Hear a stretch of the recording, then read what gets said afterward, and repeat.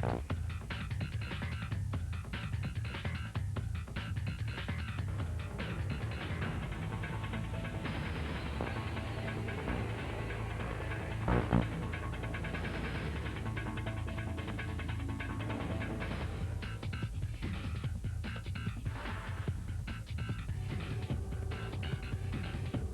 first month of the season has been a tough go for manager Tony La Russa. Injuries, injuries, injuries, and more injuries, which means a starting staff that has been decimated.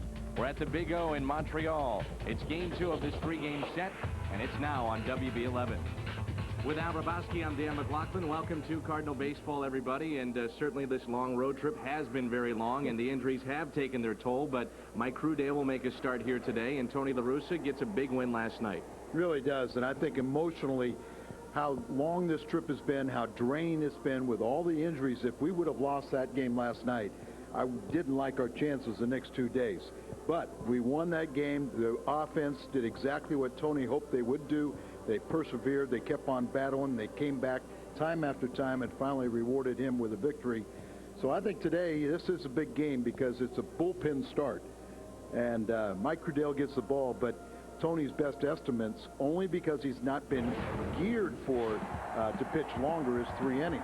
And it looks like Crudale will get the start, but then we see Hackman and Matthews, those two, the more likely candidates to come out of the bullpen. And as you mentioned, it's going to be a committee-type job here today. But Matthews and also Luther Hackman looking to get a lot of action here today. Jason Isringhausen is available to close. Steve Klein is probably not available out of the bullpen, but certainly you want to see Mike Crudale. He gets that start that probably nobody really wants out of the bullpen, but he's the lucky guy. He gets the short straw. Yeah, it's kind of like, well, you want the start or you want to go to Memphis? Because, you know, and what we're saying is that he has not been pushed or trained to go as a starter. So the only thing he can get is an L, or he can get a no decision. And they're hoping it's a no decision. But, you know, 3 innings at best for a starter is tough. So Mike Crudale will go against the Montreal Expos, his first ever start in the major leagues. He gets to go head-to-head with one of the game's best, Vladimir Guerrero. Cardinal Baseball is coming up next. Cardinal Baseball on WB11 is brought to you by Budweiser, with the crisp, clean, refreshing taste you'll find in no other beer. This Bud's for you. By your local St. Louis area Chrysler Jeep dealers, the official automotive sponsor of the Cardinals on WB11. By Dobbs Tire and Auto Center, St. Louis's #1 choice for tires and automotive service. And by Southwest Airlines, bringing people together with lower fares. Olympic Stadium in Montreal. This could be the final visit for the Cardinals north of the border. A look at Tony La Russa's lineup. It's brought to you by Southwest Airlines. A few changes with the lefty and this tough turf. Vina, Polanco, Renteria, Pujols, Perez is in there. Martinez, DeFelice is in there. Eli Marrero filling in for Edmonds, and Mike Crudale is on the mound. He'll bat 9th. Bruce Chen will get the start for the Expos, Al. Bruce Chen making his first start of the year, but 2 excellent times in 4+ innings in relief to get his 2 victories. This is the 2nd time he's ever faced the Cardinals. Vina to lead things off for St. Louis. And the first pitch is up and away at 1:35 here in Montreal. Vina, Polanco, and Renteria. J.D. Drew not in the lineup, along with Jim Edmonds, so Marrero in center. And we see a start for Eduardo Perez, who's been excellent off the bench as far as power is concerned. 2-0 on Vina. Playing on turf, you got a left-hander on the mound, so a good opportunity to rest Edmonds and Drew's knees. I know Tony feels very good about this game and good now about this series after what happened last night. The 10th come from behind win out of the 11 total wins for St. Louis on the year. The 5th win in the team's final at bat. They have battled so far in this first month. They have had to with all the injuries. 3-1 on Vina.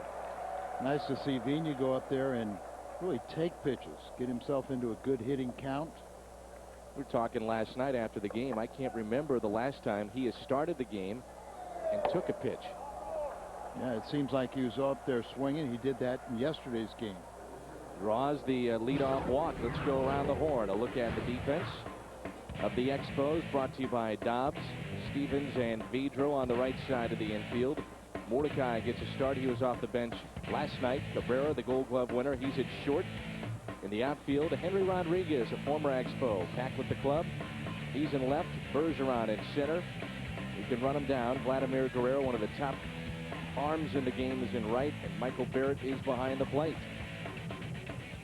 Vina draws a leadoff walk. 5 stolen bases on the year. Chin doesn't have that all of a great move from the left side. And Polanco looks at a ball. See what Tony La Russa wants to do here. He's been aggressive with these two in the last year and a half. Good hit and run man. Chin's been around the plate, not hitting the strike zone. 1-0 pitch. There's a strike. 1 ball, 1 strike. We had 8,500 here last night. By the way, 8,500 was more fans than any of the 3 games last year with Mark McGwire on the team. It's hard to believe. It is. Doesn't make any sense. Polanco, a fly ball into right, and that'll slice foul. And into the seats, the Boston Bruins and Montreal Canadiens are playing as we speak, so a lot of these fans are checking that out and staying at home. It's on TV locally, so you won't find many here at the ballpark. A lot of red in this crowd of probably about 3,000 here today. 1 ball, 2 strikes on Polanco. I was talking to Tony Siegel, one of the top front office men for the Expos, and he said, you know, there's absolutely no way they can break even because of the attendance up here. Vina dives back in there safely. They had 35,000 on opening night, and they haven't even come close to that since. Well, I think they had 11, and probably last night's crowd was just about as big as it's been too. Vina was running, and the pitch is pulled foul. Earlier this week they had 3,500, and will be probably somewhere in that neighborhood. And I would say probably close to 50% of them are going to be Cardinal fans. This is their longest homestand of the season. They went 2-1 against the Cubs, 3-1 against the Mets, 3-0. They swept out the Milwaukee Brewers and started this series with a loss last night to the Cardinals. They'll be at Houston after an off day on Monday. I'm sure teams are salivating at the prospect of contraction as far as trying to get some of these players, and they've got some good talent that no one knows about really as far as the casual fan in Major League Baseball. If you follow the game, you know it, but they're never on TV. You don't see many of the highlights, and that may be the top player in the game right there, right here in Montreal. Vladimir Guerrero is outstanding. Vidro. Look at Barrett, who's second to Vladimir now, who in the National League in the batting race. Cabrera, the shortstop. Vasquez, one of the top starters. Armas Jr., another one. And this is a very good ball club. They lead the Eastern Division by 1 game with their 14-9 record. And if they can stay healthy, that is the real key. They do not have the depth. Frank Robinson will tell you that as long as we don't lose key players, we're going to be in the thick of things. But if we start having a key guy go down, we can't replace him. 2-2 the count, and another check on Vina. Newspapers in Toronto reported that there was interest in buying the Expos from a source here in Montreal, but that proved to be false, and this team and organization is run by Major League Baseball. 2-2 the count on Polanco. He keyed that big victory last night. Infield hit to start the 9th inning. A nice at bat so far, just making the pitcher throw pitches. That's one of the combinations that has worked well for the Cardinals this year, by making a starter throw a lot of pitches. The first couple innings, they can get him out of there quickly. And this is Chin's first start of the year. As I mentioned, he's 2-0, where he's had 2 relief stints of 4 innings plus. Started the year with the New York Mets. Polanco jumps on this pitch and pulls it down the left field line, but foul. Just foul, and it stays 2 balls and 2 strikes. That's a good 50 feet over the wall, and you see last year and this year he continues his assault on left-handed pitching.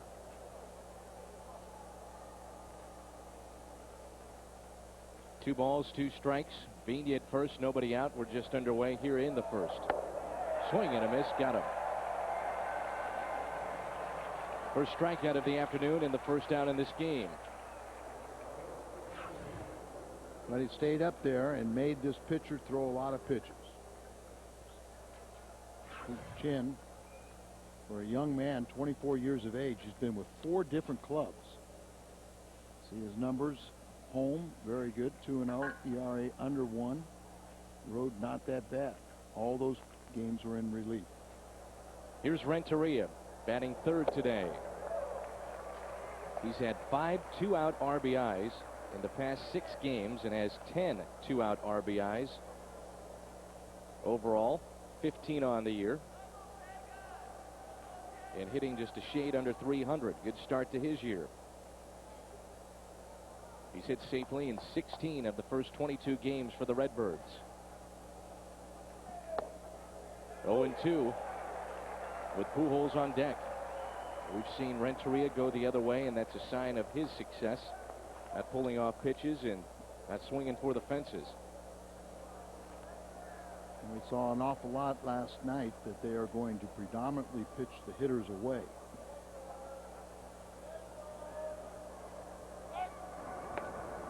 Beanie was picked off last night. Back safely there. He's at first base with 1 out. One of the real keys, this guy's pitching away. It's the approach that Mitchell Page is trying to tell guys to go gap to gap. Don't be pulling the ball. We're going to try and come inside here. Step off. As Al told you, first start of the season for Bruce Chen out of Georgia Tech, a civil engineer from Panama, and he is a slow worker. And another check. It's about the 7th time he's thrown over. As you said, slow workers get their infielders back on their heels.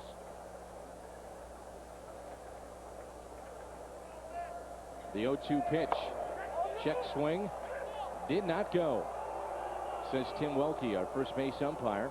Alfonso Marquez is behind the plate. Gary Cedarstrom at second, and Brian Onora, our third base umpire.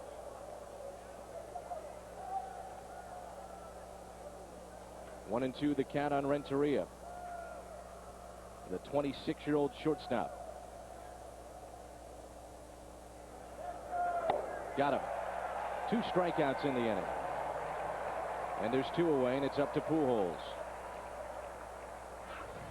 This guy has good stuff.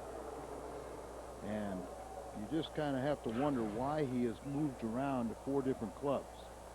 One thing Frank Robinson said when he took over this club, he said, I have to have a left-handed starter. And so that was one of the goals. They made the trade very early in the season with the Mets. They gave up their closer, Strickland, but they'll get a guy that I think he's going to be their starter. Out of the bullpen this year, 2-0 with an ERA of 1.42 for Bruce Chen. Sometimes everybody wants to change guys, and Dick Pohl, the pitching coach here, says, I'm going to watch you pitch for a while to see what you have before I determine what we need to do. But don't be surprised if I just say, hey, that's good enough, just go after him. There's Dick. Long time major league pitching coach. Last year with Cleveland. He was with Dusty Baker when he first took over the Giants. He's been with the Cubs before. 1-0 pitch. 2-0. Chen has a fastball that'll top out at 90. 88, 90 miles an hour. We mentioned before, very intelligent, but he'll leave it high in the strike zone. He's prone to the home run. He gave up 29 last year, as he finished with his 2nd straight 7-win season. 2 balls and a strike. So this is his 4th major league team in the past 2 years. He was traded to the Mets from Philadelphia for Turk Wendell, Dennis Cook in late July. You're right, Al, a young guy, left-handed, has good stuff. He's only 24. And yet many organizations have let him go. Pujols into deep left field. Rodriguez back. That's off the top of the wall. Vina on second. He'll dig into third. And Albert is in at second with a 2-out stand-up double. And a good chance here for Perez. Second and third with 2 down. Looked like something off speed that left it up, and Pujols just misses a home run by a foot or two. Ball got over the head of Rodriguez quickly. Let's see if Perez can do something with 2 outs. Tino Martinez on deck. Perez, a couple of home runs, a game winner against Milwaukee in the 11th, won all 3 games at Busch ended 6-5, and a home run off of Al Leiter on this trip. He looks at a strike. Al Leiter's given up 2 home runs this year, 1 in spring training and 1 during the regular season, both to Eduardo Perez. Said his father was watching the other night, taking in the Marlins game, and saw the home run. Still a consultant with the Marlins. John Henry moved from Florida to Boston, but Marlins kept him on the payroll, and he works during batting practice with a lot of the young players. Well, if I'm not mistaken, Andre Dawson and Tony Perez were by the former ownership of Montreal that are now assuming command and control of the Florida Marlins. They notified the 2 of them that they would no longer be on the payroll, and John Henry, showing his typical class, said, I'll go ahead and pay you. I'll pay out your contract. Eduardo told me that this morning. That's right. Said his dad just loves baseball, wants to be around it, and he still is. And Loria and his stepson are not very well liked up here. Yep. Time is called. Perez scoots away, hitting just 120 on the year. Cardinals trying to grab the lead here in the first. Pujols at second and Vina at third. You know why he scooted away, don't you? Tell me. Yes, pitcher could throw the ball and hit him. Yep. It's popped up behind home plate. Barrett has room and makes the play. Cardinals strand a couple here in the top of the first. Pujols the double, but they can't cash in.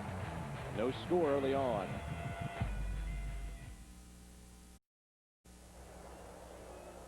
Bottom of the first, Frank Robinson will throw out a lineup brought to you by Southwest Airlines. It's changed a bit from last night. Bergeron, Vidro, Guerrero, Stevens, Barrett, Cabrera, the good shortstop, 3 for 5 with a double and 2 RBIs last night. Henry Rodriguez in there along with Mordecai. They both came off the bench last night. And Bruce Chen will bat ninth. Around the horn behind Mike Crudale, look at the Cardinals defense. It's brought to you by Dobbs. Tino Martinez, Fernando Vina on the right side of the infield. Polanco and Renteria will be on the left side for St. Louis. In the outfield, Albert Pujols will patrol left. He picked up a double in the top half of this inning. Eli Morero's in center. Edmonds the day off. J.D. Drew the day off. Perez is in right. Mike Matheny the day off. Mike DeFelice is behind the plate. And that's a look at the Cardinals defense. Mike Crudale is going to be making not only his first major league start, but this is his first professional start. He pitched at Double-A last year. 62 appearances. That led the league. And you saw the numbers were just for his first 2 appearances at the major league level in relief. Here's Bergeron. Looks at a strike. Bank of America brings us our starters. A look at what's happened so far this year. Last season, 9 in 162 games, and here we are in 24th game. 10 have started. 10 different starters for the Cardinals. That's hard to believe. The last time 10 starters pitched in 1 month was in 2000 for the Anaheim Angels. So Bergeron lifts it into left field. Pujols there for the first out, and a good start for Crudale. Frank Robinson has a very good hitting club. A look at their numbers, brought to you by Ford. What a difference a year makes. First in the major categories of average on base percentage and runs. They have had a very nice start, as Al told you, leading the East by a game. The Expos were 14-9 after 23 games in 2000. The last time they carried a record better than 14-9 after 23 games was all the way back in 1996. 5 games above 500. That's the first time since they were 13-8 this year. So you have to go back to 96, though, to find a team that has been this good this late in the season. And here we are very early on for the Montreal Expos. You like what Mike has started out doing, trying to throw strikes, trying to make quality pitches, but get them out on either 2 or 3 pitches. Here's Vidro. Slaps it the other way. Pujols coming on, can't make the play. And the hit streak continues for the switch hitter, and one of the tops in that category in the game. 13 games now for Vidro. Baker's dozen. As here is an outstanding hitter from both sides of the plate. Ball up a little bit. He just got on top of it, hit that line drive to left to bring up one of the most exciting players in all of baseball. That's Guerrero. He had a 2-run home run in the first inning of last night's game, leading in batting average at 380. And tied for league leadership with RBIs. Tied up on that pitch. 0-1. Batting average, there's Vladimir at 380. His teammate Barrett, the catcher, at 377.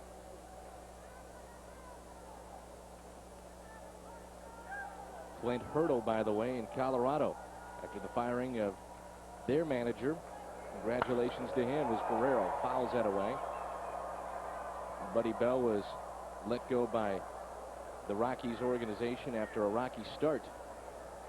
They knew it was going to be a long year, but off to a terrible start at 7-16, 8 games back in the West. Well, they had a very difficult opening month schedule, and it seemed like ever since Buddy Bell took over, the new general manager had 2 or 3 different agendas. If you're going to throw a wild pitch, throw one. Yep. Get your money's worth. Yeah. I threw one like that one time in the first game I pitched in the American League. Whitey, intentional, though. Well, Whitey got on the bus afterwards. He tried to throw a breaking ball. Whitey got on the bus. The pitch before it is where he locks him up on a pitch up and in. He was standing on top of the seat, and he goes, "What's this? Who's this?" And everybody goes, "What are you talking about? What are you doing?" He goes, "I'm just trying to show how Al pitches, you know."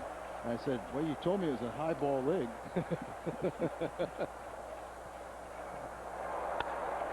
Guerrero fouls it away. Who's your favorite manager to play for? Got to be honest, as much as I enjoyed Red, but I was a younger player there, and when I really played for Whitey in Kansas City, he was my favorite. Any particular reason why? Was he loose with the players? Did he make it fun for you guys? Absolutely. You know, he really was an extension of the players. Ball and 2 strikes on Guerrero. High fly ball, deep left field. Pujols back on the track near the wall and keeps it in the ballpark. Back to second goes Vidro.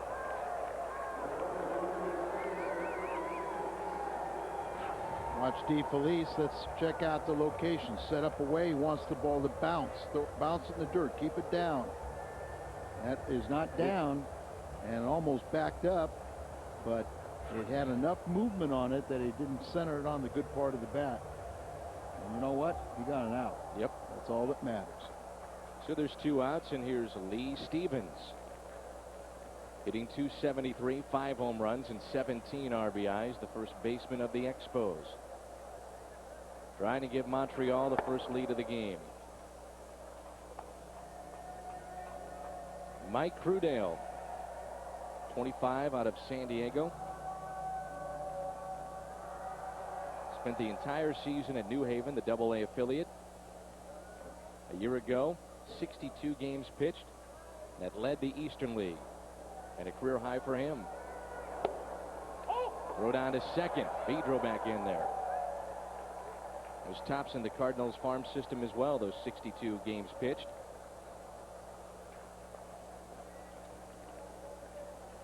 Made his major league debut against Milwaukee. Good news is on the way, though, with Garrett Stevenson. He'll make a start next weekend. I think the thing that you have to keep in mind, though, Al, strike, is that even when a guy like Woody Williams or Stevenson comes back, don't expect them to be in top form. It's like almost a couple of the starts, it's going to take a while to get that feel back out there. Most definitely. You know, you just can't have that lightning in a bottle. Because they were only, well, Woody hasn't made an appearance at all this year. Garrett only a couple. So it's almost like starting out going to spring training all over again. Of course, you know, yesterday we talked about a little bit of excitement with Jimmy Jornell. He pitched 4 innings in extended spring.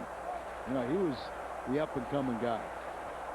Then Okendo told me hey, Les Waldron, he got promoted to AAA. He threw 7 innings yesterday. Fans are going, ooh. 3 balls and a strike on Stevens. And a walk. You're watching Cardinals baseball on WB11, KPLR TV St. Louis, and the Cardinal Television Network. Glad to have you with us on this Saturday afternoon. Tomorrow the Cardinals wrap up the longest road trip of the season, then back home to Busch. The day off on Monday. Here's Barrett, second in the league in hitting at 377, 3 points behind his teammate Guerrero.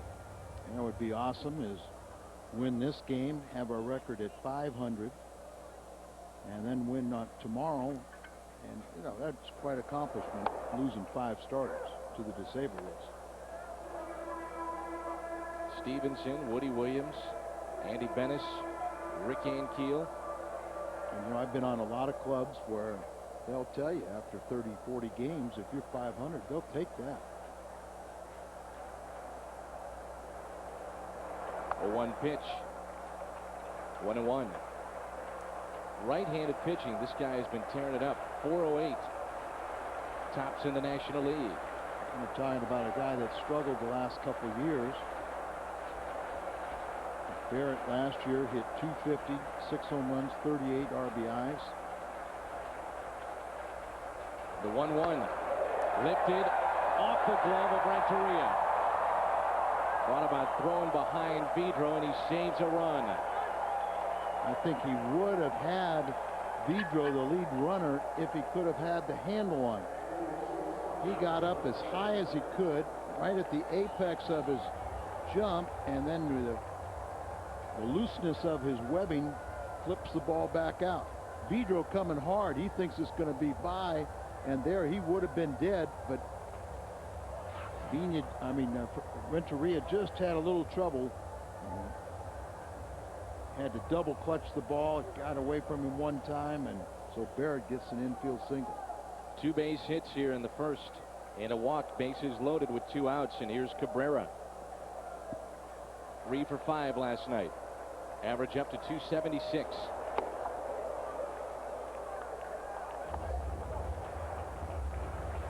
Crudale is expected. We put an asterisk by that. We're hoping to get through 3. No chance now. Because that was 21 pitches. Tony said he's geared for 30. He's hoping he gets out of the first right now without a run. No balls and a strike. Cabrera fouls it back. 0-2. Cabrera just coming alive. He's one of the best young players that not many know about. And they may know that he won a Gold Glove last year, but offensively, he is one of the best young shortstops. He had 96 RBIs a year ago. That was bouncing around in the order, too. Sure, and 14 home runs. He got his first one last night.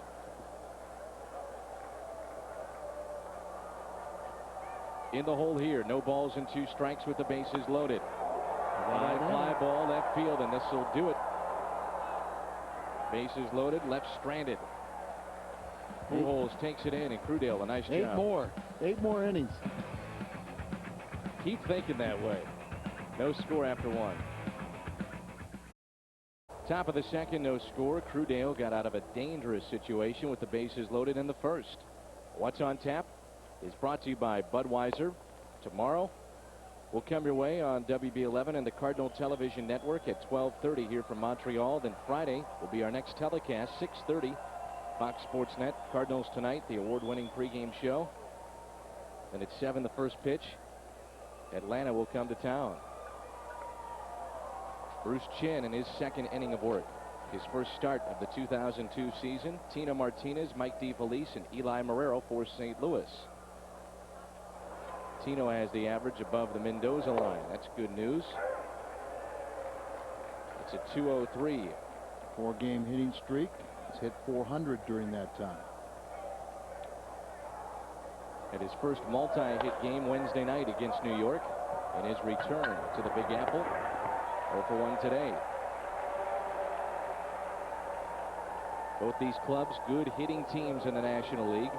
The top two teams. Montreal came in as a team hitting .277. The Cardinals at .270 on the season. Here's Mike DeFelice hitting .278. Gets the start behind the plate after a very, very productive night from Mike Matheny. 3 hits for Mike Matheny last night. Remember, DeFelice pinch hit and hit a ball very hard, but it was out to the deepest part of the field, center field, and Bergeron tracked it down. No score here in the second. The 1-0 to DeFelice. 1 ball, 1 strike. When Bruce Chen was in Atlanta, they called him the poor man's Tom Glavine. That's high praise. Maybe a little much. But, you know, I think that may be part of the problem. Trying to make somebody throw like someone else. To me, he's not Tom Glavine. He's got a much better fastball than that. You don't see Glavine throwing fastballs by good hitters. His will top out at 90. Glavine's will be 87, 88. 86. Trying to be nice. But I mean, you know, and Tommy lives on the outside part of the plate. He has that changeup that neutralizes. 1-2 pitch pulled to short. Cabrera makes an error. You won't see that very often. I believe that's his 4th error already this season. It's his 4th error. He only made 11 last year, but he had over 700 chances in how he picked up the Gold Glove. So we saw this is a new surface here. A little more bouncy for sure. And absolutely, the first year you're going to have a much bouncier surface. Last year it was like a rock, like playing on your worn, you know, carpet. It was real bumpy too. And you know, now you're playing on something that you luxury, and yet we've seen a lot of bad bounces, and it looks like it's the last hop. Gets right on the player and gets a little tricky. Here's Eli Marrero. Had a stolen base in last night's game. He has 6 on the year. He was 0 for 2 though. His average has dipped to .351.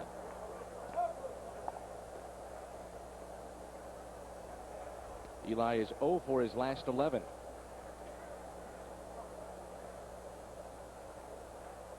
Saying a lot when you can have a guy go from behind the plate to center field or vice versa, first base, right field, left field.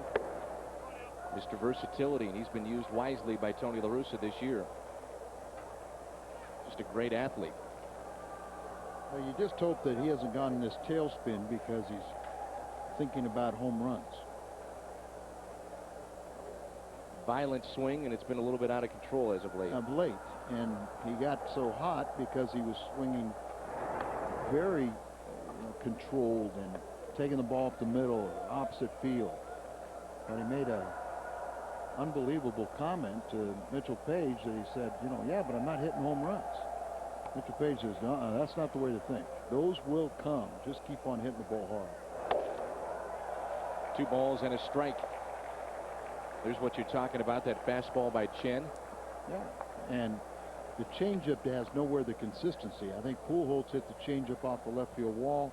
It was a changeup that his arm angle slows down too much that DeFelice hit to shortstop. 2 balls and a strike. Eli fouls it away. Bruce Chen was a leading candidate this offseason to become the number 5 starter in the Mets rotation, but then they picked up D'Amico and Burnitz. That changed the complexion of their team. They needed a closer to help out with Benitez and get a setup man like Strickland, with Franco out early on. You know, a lot of left-handers mature a little later. Why do you think that is? Broken bat and popped up on the infield.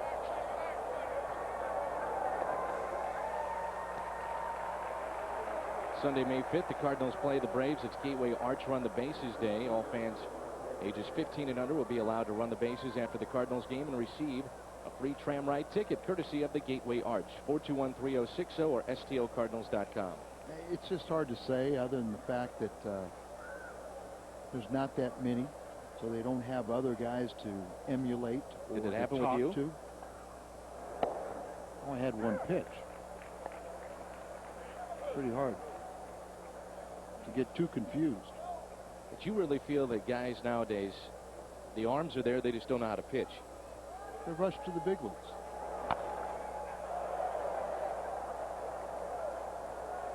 Here's Crudale, and he throws the bat. And it's 0-2.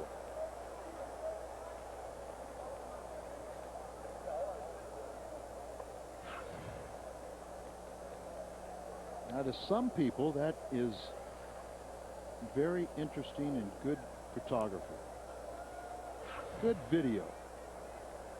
Now, I would like to psychoanalyze anybody that enjoys that. Because we know who enjoys that. And believe me, we don't want to psychoanalyze that. Strikeout of Crudale. Cardinals leave a man. They've left 3 so far. We're through an inning and a half.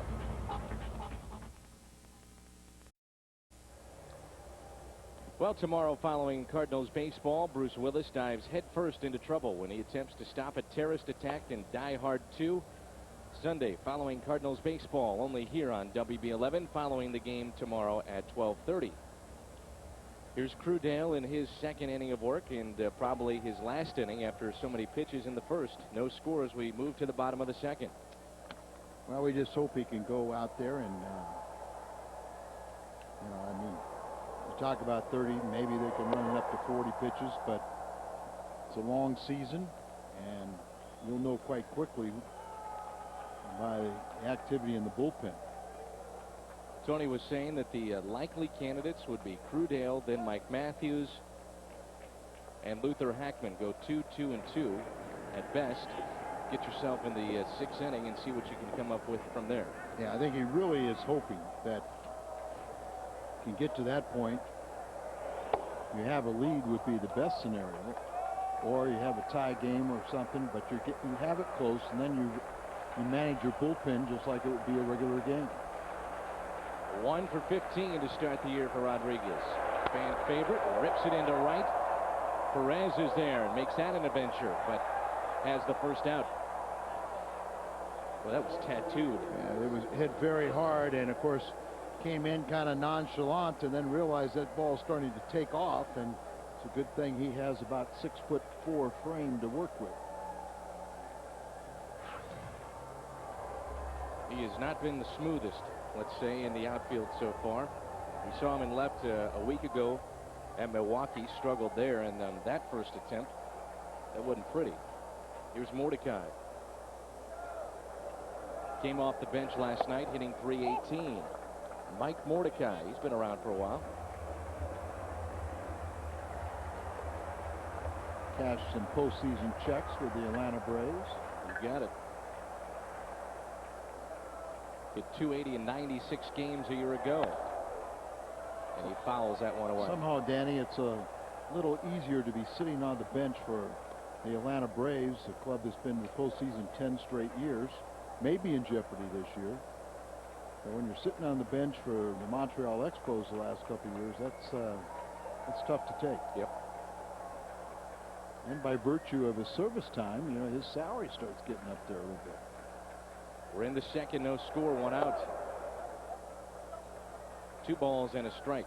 We saw the Mets this week. We'll see Atlanta this weekend. Who do you like in the East? I don't think either one of them are as good as advertised. we really thought. But I think the Mets can be better.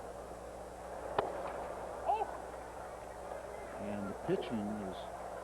I was talking with Dick Cole, and he was saying Leo Mazzoni was crying to him. He says, you know, I've only got 2 starters. And he says, hey, what do you think the rest of us have been dealing with for the last, 15 years? The Expos lead it by a game. Foul tip. And it's 3-2. But you're right. Smoltz is a closer. Maddox has that sore back. Glavine hasn't been what he has been in the past. Yeah, that's two guys when you're considering that Maddox and Glavine. And Maddox with that hip and back, he got hammered his last start. Full count on Mordecai. The Mets, I think, eventually those bats will come around. Those players are just too good not to. And if Sheffield is nursing that bad wrist, if he is out for an extended period of time, that's going to really affect that offense. The surprise for the Mets has been their pitching. It's been outstanding. Well, I think everybody assumed that they did so much to revamp their offense. Just got overlooked. That they forgot, that they had some very capable pitchers.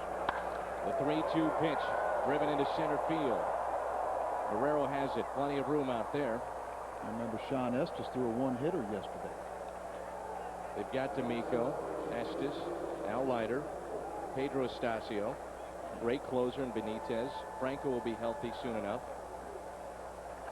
We're right about 30 pitches, so hopefully he can have a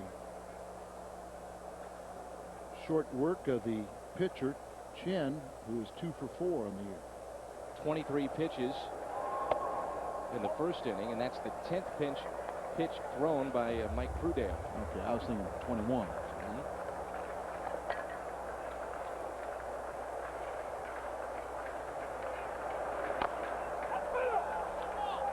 One ball, one strike with 2 outs and nobody on here in the second.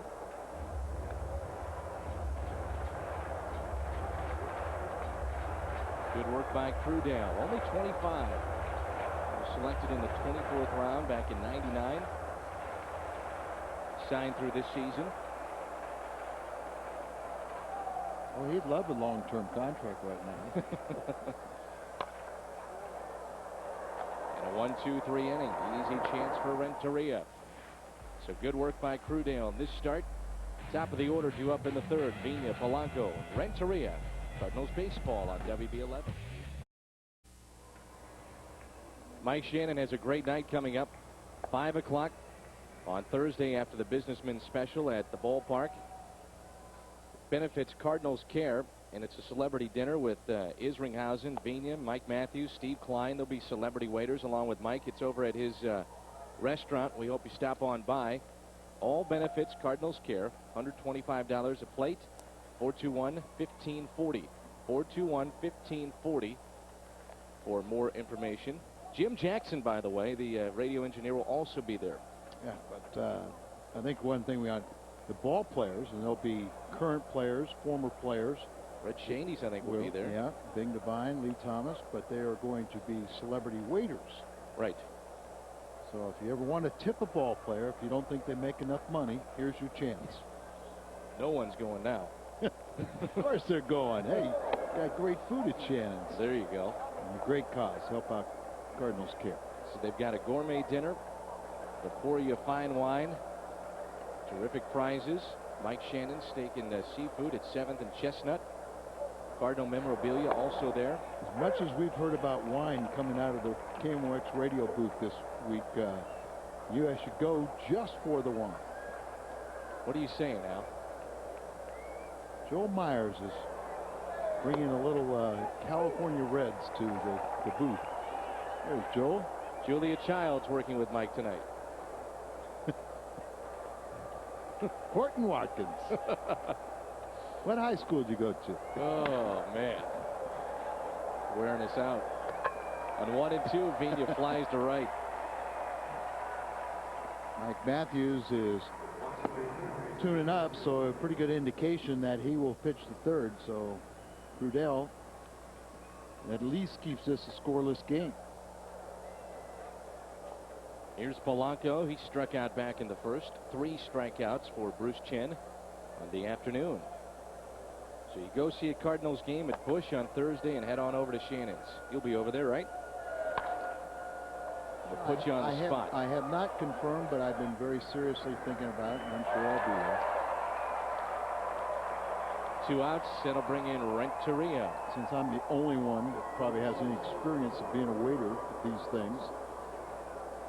Implying I have not been a waiter before? A celebrity waiter. I know the players haven't. Mm-hmm. Got to work. You got to take good care of these patrons. Isringhausen, Vigna, Matthews, Klein, they're all confirmed. And in a tirade by Mike Shannon, I'm going to get everybody else out there too. You get lucky enough to get Klein. I don't think I'd want to touch my food. Maybe you should bring some bibs or something. I wouldn't touch my food. He will. 1-2-3 inning for Chen. Mike Matthews will take over in the bottom half of the third. If you're looking for a way to impress a small group of clients or guests, consider one of the Cardinals Deluxe Suites. These private suites accommodate 12 and allow you to have your own air-conditioned room. That'll be nice coming up with the hot summer months in St. Louis. Has a lounge area, private restroom, stadium seating, and catering services. To book your date, give the Cardinals a call. Area code 314-421-3060. 421-3060. Mike Matthews takes over here in the bottom of the third. 9th game that he has appeared in. Good work by Crudale in the start. 2 innings pitched, no runs, 2 hits, no strikeouts. He did walk a man. Top of the order, Bergeron, Vidro, and Guerrero. And the first pitch by Mike, who saw some starting time last year, is a ball to Peter Bergeron. Well, Mike could be a candidate to come out of that bullpen and make some of these starts, but remember, during the course of this trip, at the beginning of it, we did not have the services of Steve Klein. He went up here to Montreal for the birth of his first daughter, first child, and then he had the shoulder problem when he returned. So Mike was our only left-hander out of the bullpen. And not off to a good start, walking the first 3 guys. There's Steve. Did Tony specifically say he was not be available today? He said more than likely not available. 4 straight to Bergeron. So he is aboard, and that's walk number 21. That puts him 6 behind Bonds for a guy that's hitting under 200. It's incredible. He's tied for the league lead in RBIs. He's second in stole the bases with 8. He has a on-base percentage of better than 340 and hitting under 200. It just doesn't add up unless you realize that he can find a way to get on, and when he finds a way to get on, he finds a way to touch home plate. 5 straight, and DeFelice is going to talk it over with Mike Matthews, who has appeared in 65 games for the Cardinals since 2000. As Al told you, mixed in some starts. He's had 10, but he fared much better in relief. His ERA was 3 compared to a 5.13 as a starter. The lefties struggle against Mike Matthews. They hit just 150 against him. So here he is in his 9th game of the season, and one of many pitchers that will be used this afternoon for the Cardinals. Has not pitched in a week. Vidro. Double play. Renteria. Vigna. That's a double play. Nice turn by Vigna yet again. Hopefully Renteria is okay. He slipped on that turf. It is slick, that brand new turf, but he starts the 6-4-3. All right, look at that. Legs go out from underneath him, but he still is athletic enough to throw a strike to Vigna. And Vigna had, with a runner bearing down on him, still was able to complete the double play. That's how you pick up a pitcher.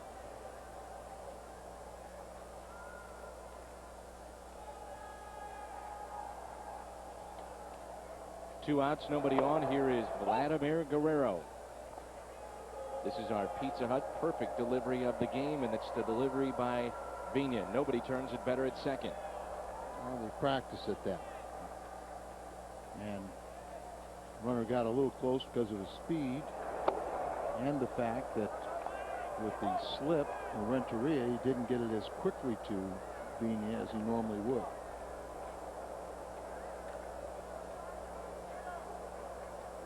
This is the second of 3 games in this series. We'll see the Expos at Busch in early August. By the way, Vladimir Guerrero, who's at the plate, just 1 RBI short of tying the Expos record for most RBIs in the month of April. He has had some kind of start. 26 RBIs. A .380 average coming in today. First in total bases, first in hits, first in multi-hit games.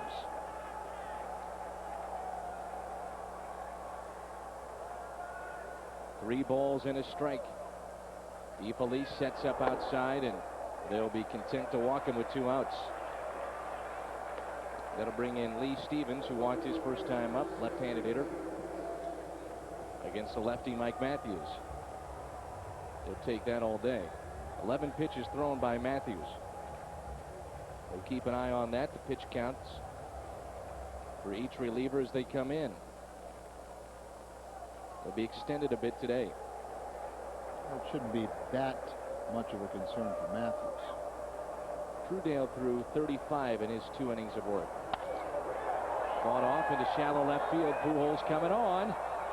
Trapped it. Didn't make the play. The throw to second gets away.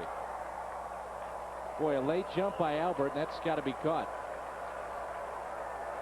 Dan referred to how this year Dave McKay said he's having the outfielders play deeper.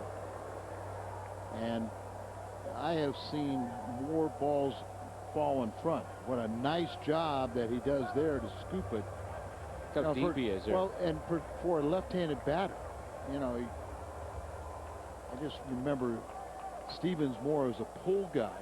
So if he's going to play deep, I would have had him playing over a little bit more. But to my recollection, this playing deeper is done more to hurt us than it's done to help us. Especially like a guy like Edmonds, who loves to play shallow. He thrives on it. Pujols in left, Eli in center, and Perez in right. Here's Barrett, second in the league in hitting with 2 on. And he taps that one foul. 1 ball, 1 strike with 2 outs.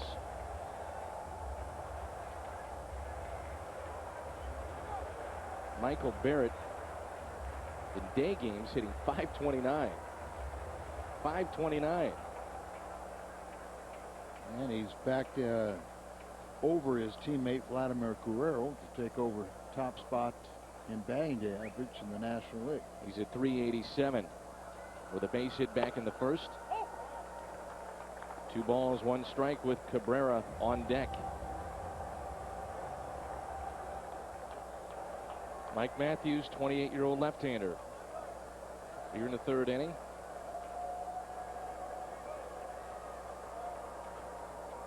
The next pitch by him is fouled into the seats. 16 pitches thrown by Matthews. Inning started with a walk to Bergeron. He was erased on the double play off the bat of Bedro. Guerrero walked. A base hit by Stevens just fell short of Pujols in left. And now it's Michael Barrett.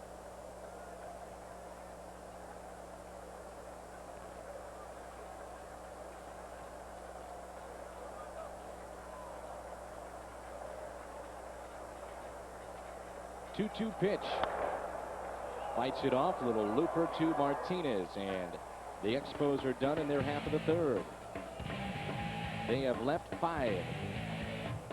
Double play helped out Matthews. No score after 3. This portion of Cardinal Baseball on WB11 is brought to you by Steak and Shake, famous for steak burgers. By your St. Louis area Lexus dealer, who invites you to test drive a Lexus today. And by Bank of America, we find financial solutions that fit you. Olympic Park in Montreal, and we welcome you back to Cardinals Baseball on WB11. Top of the 4th, no score between the Expos and the Cardinals. Pujols, Perez, and Tina Martinez. In the Cardinals half of the 4th, Bruce Chen has allowed just 1 hit And that was to Albert Pujols back in the first, a double, and there was almost a home run off the top of the wall in left field. Some numbers on Pujols there. That was interesting. Yeah. How much more productive he has been as a left fielder than third baseman. But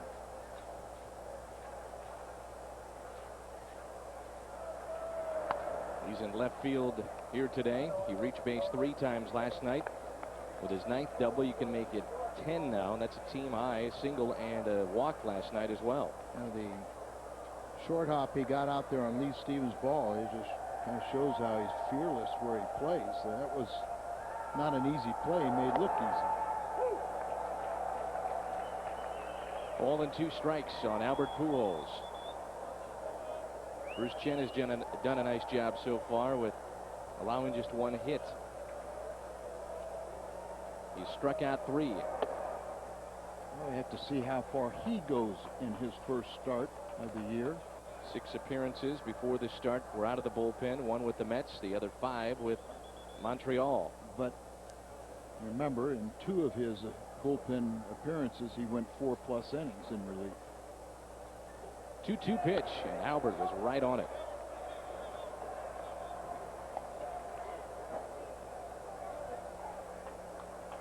It'll be very interesting to see in the next couple of years what happens with the 2 lefties, Lyndon Rush with Milwaukee and Bruce Chen. See if the Mets regret giving up a couple left-handers. Chen is only 24, and he strikes out Pujols, his 4th strikeout of the afternoon.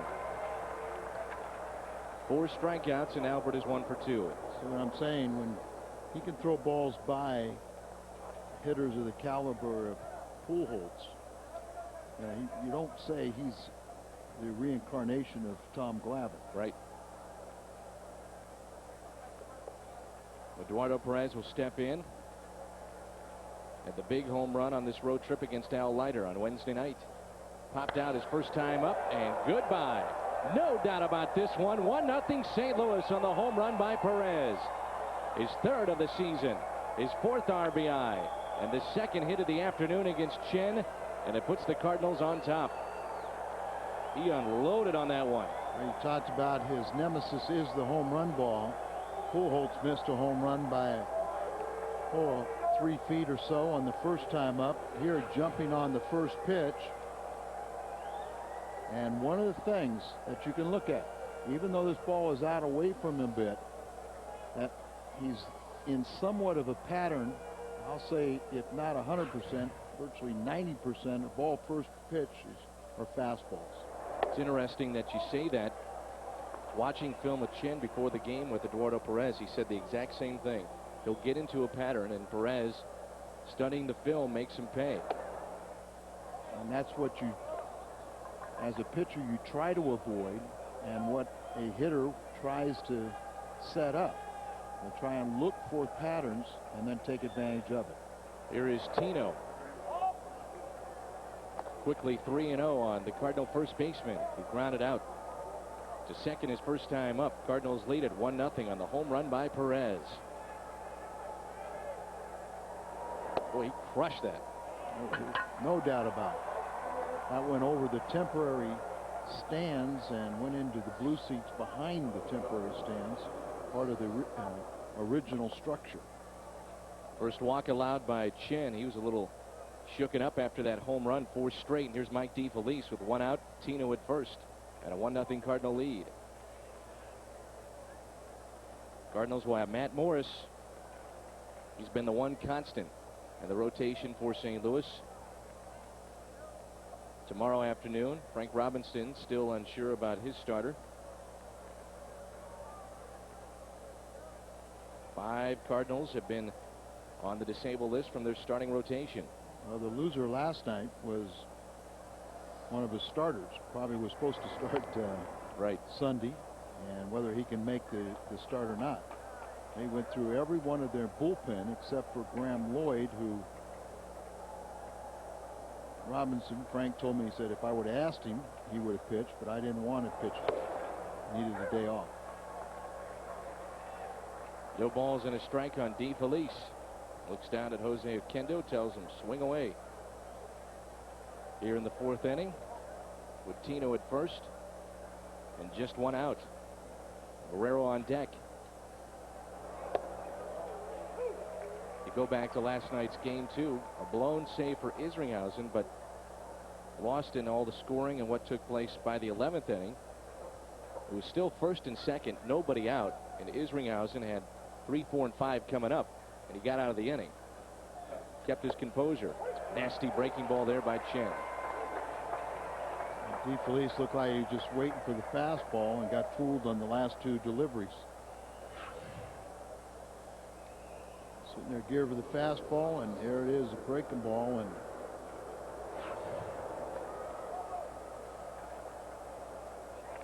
be surprised how many hitters are guess hitters. But usually with 2 strikes, they kind of get into a defensive mode, trying to protect themselves. You and I were commenting we thought Isringhausen last night, the final 2 outs that he got, seemed to have a little bit more jump, but Tony La Russa thought he had good stuff from the get-go. Yeah, I talked to Tony about that also. He just felt that his biggest mistake was not attacking Rodriguez. He threw a fastball by him, then he tried to. That was a leadoff walk. You know, and then he tried a couple cutters and got in trouble with the walk. 2-0 on Eli Marrero. Eli with 1 home run and 8 RBIs, and he popped out to second. Left a man stranded at first, his first time up. 2-1. So that's what's going to make Chen successful, is when he throws his off-speed pitches when he's behind in the count. It's normally when a lot of guys will look for that 2-0 fastball, and he takes something off. Another breaking ball. And it's 3-1 on Eli Marrero with Tina Martinez at first. 5 strikeouts on the afternoon for Bruce Chen. Why an 8th place hitter is so important in a National League lineup. Got the pitcher on deck. You don't have to give in when you're behind the count. Eli draws the walk, and Mike Matthews will step towards the plate. He'll step in with 1st and 2nd and 2 outs. I remember a game last year in Cincinnati. Mike Matthews hit a long fly ball. Long fly ball. There you see it underneath the you would have HR. Thought you would have thought he was Tom Lawless. Remember his reaction? Oh, yes. It was like Chili Davis. Like it took him 24 hours to get around the bases. I think he had 1 flap down, too. Well, Jeffrey Leonard. He was doing a Jeffrey Leonard. He was doing a Tom Lawless. The only thing he didn't do was flip it. Yeah. The bat. But you would have thought he had had a few more than several zeros behind that. That one in the home run department. No balls, 2 strikes on Mike Matthews. And it was against a friend of his, too, the pitcher. Can't remember his name, but I was with Mike later that night when he got a phone call from the pitcher who gave it up. And Tom Mee is our producer. I think he timed it out at 27 seconds around the bases. And there was August 21st, embedded in our memories. 1-2 on Matthews. Should show him that last pitch and say, on that home run, Mike, your knee didn't buckle like it just did on that breaking ball. That bat he's using. 3 different colors.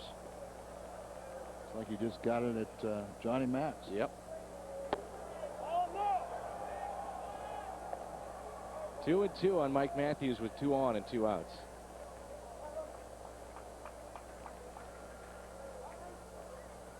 Mike trying to help himself. The Cardinals behind Perez's 3rd home run lead at 1-0.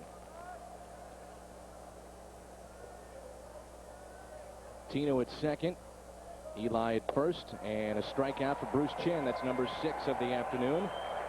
The Cardinals have left 5, but Perez goes deep. They lead it 1-0.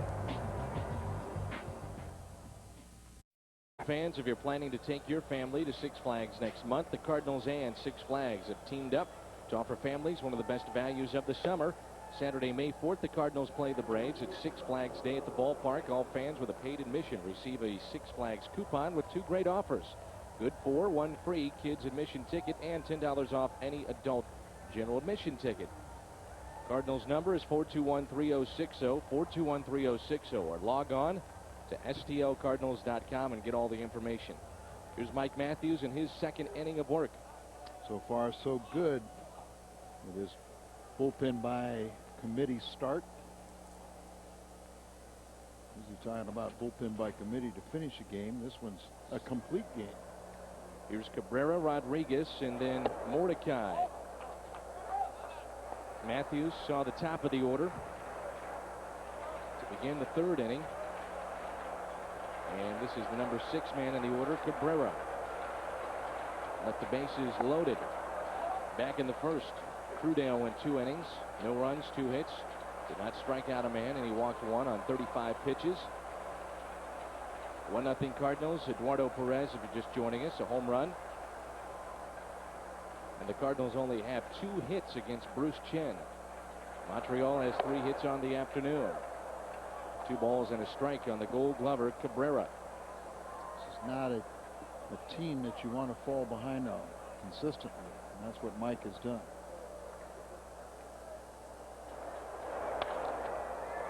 A lazy fly ball into right. And Perez is there for the first out. That's how we start. The bottom of the 4th. This date in baseball history is brought to you by Schnucks. April 27th, 1932. Cardinal manager Gabby Street is fined for violating the National League policy which prohibits talking to fans. Don't talk to those fans.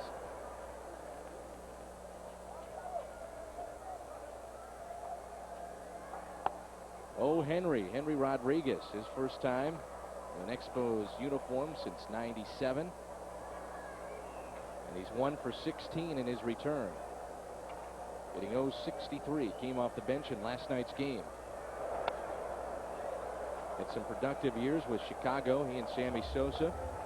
Lots of home runs, that combination. He was productive up here, too. One of the things that I remember was his ability to drive a ball over the left field wall.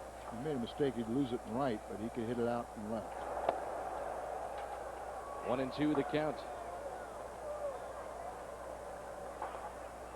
Expos had all kinds of people going to spring training this year.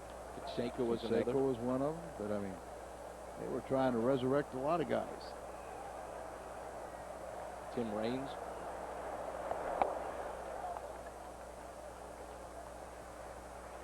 Rodriguez played in 301 games in his first stint with the Expos.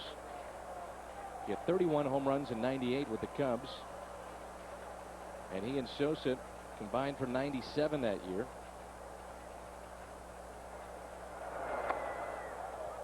Full count. Last year he played 5 games with the Yankees. He was 0 for 8 and was sent to AAA Columbus. Had a very good spring, hit .375 for the Expos.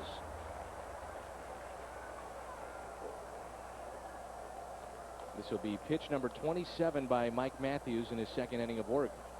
Hackman is probably going to be the next pitcher we see. I think Tony was hoping to get at least 3 out of Mike.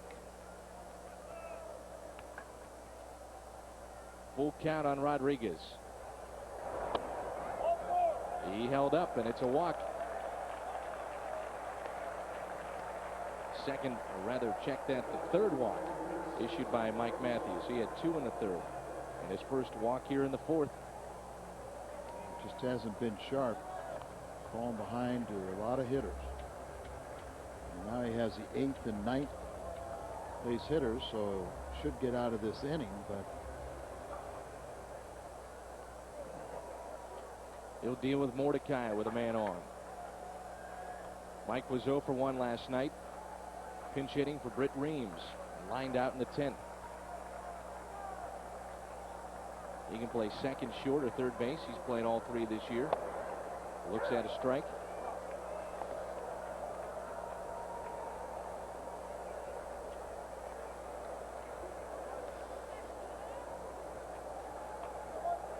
Even played a game at first base a year ago.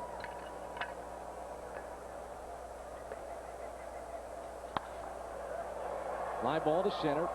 Rodriguez halfway between first and second. He'll retreat, and there's 2 outs. That'll bring in the pitcher, Bruce Chen. Mordecai even was behind the plate at one point last year. And here today, he is 0 for 2.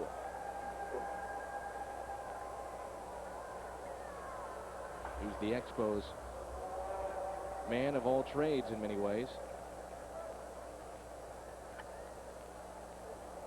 Here is Bruce Chen. Looks at a ball. Came in 2 for 4 on the season.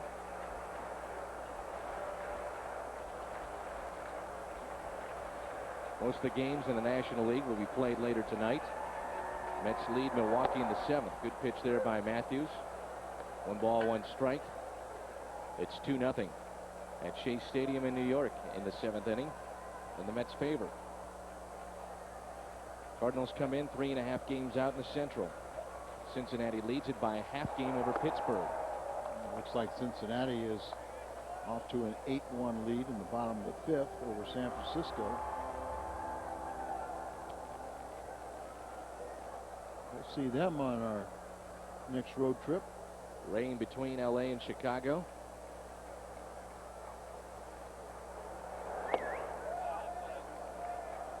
Three and 1. Last thing that Mike wants to do is walk the pitcher Chen.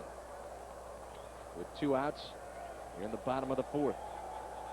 3 balls and a strike. He has fallen behind on just about everybody he has seen. Arizona leads the National League West. A game over Los Angeles. They're 15 and 8. And Montreal a game up here in the East.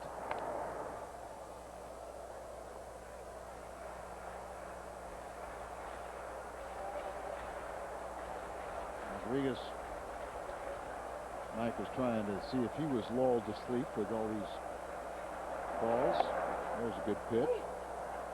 With a full count, Rodriguez will be off with the pitch. 2 outs. Chen grounded out to short in his only appearance at the plate this afternoon. Santino will play behind Rodriguez, former teammates with the Yankees. There's a strikeout for Matthews, so 2 good innings from him. And a strikeout, his first of the afternoon. The Expos have left 6. They trail 1-0. Ford Focus now with $1,500 cash back or 0.0% APR financing plus 6 months of gasoline at no extra charge. Focus only at your quality Ford store. It's the home of the official cars and trucks of the St. Louis Cardinals.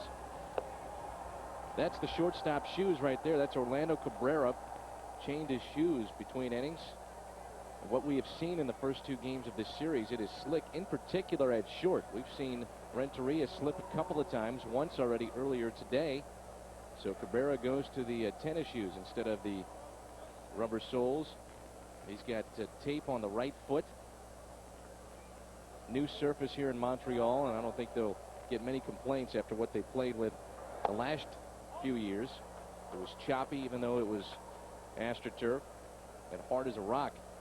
Top of the order for St. Louis. You're watching Cardinals baseball on WB11 KPLR TV St. Louis, the Cardinal Television Network. Bruce Chen here in the 5th. 1-0 Cardinals.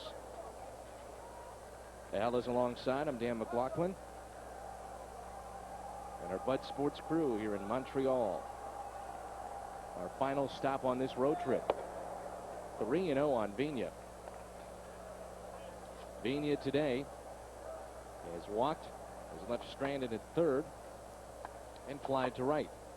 0 for 1 on the day, hitting .272. 3 balls and a strike.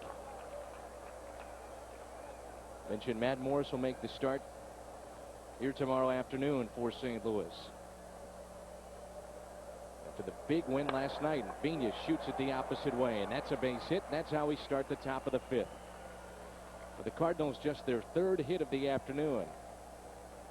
Good piece of hitting by Fernando Vigna on a pitch that was up and away and just took it the opposite way. And that's the 3rd hit of the afternoon. So Vigna's aboard. He's 1 for 2, and that'll bring in Polanco. We saw Tony try to hit and run earlier today with these 2 back in the 1st. Polanco is struck out and fly to right. Didn't want to leave your partner there, but I have a little surprise I was attending to. Oh, yeah? Yeah. Mind divulging that? A little earlier than expected, but saw the latest addition to the Klein family. Oh, is that right? Yes. Absolutely gorgeous. What's the baby's name? It's Audrey.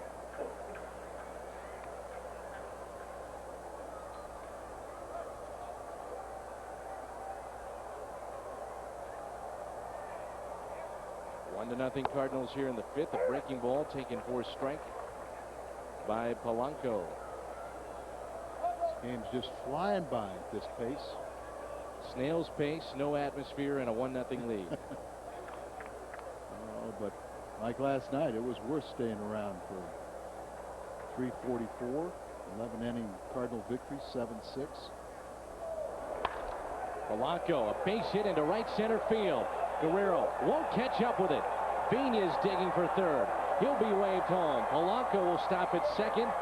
An RBI double. Vina scores all the way from first, and it's 2-0 Redbirds. Way to go. Polanco, that's his second RBI. He got one on a ground out. Here's another double, plugs the gap. And remember, now you're on turf where you hit it hard, it gets out there and shoots between the two outfielders and gets all the way to the wall. And Vina was off to the races and flying.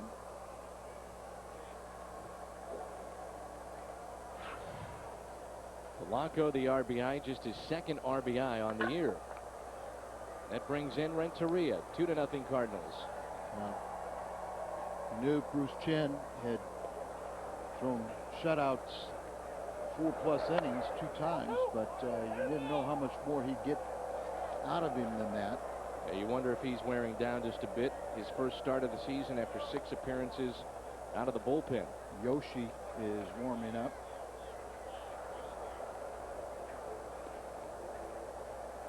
Renteria has struck out and lined out. To the shortstop Cabrera. Hit it on the button. Polanco at second. Now some action, as Al mentioned, in the bullpen. There's a ground ball. Tough play for the shortstop. Off the turf. Safe at first. The throw to third. And he is safe. And it's first and third. Nobody out. Very good base running by Polanco. Outstanding. Duff in the hole. You run, you hard. Renteria is digging. Close play here. And I thought he was out, but they called him safe.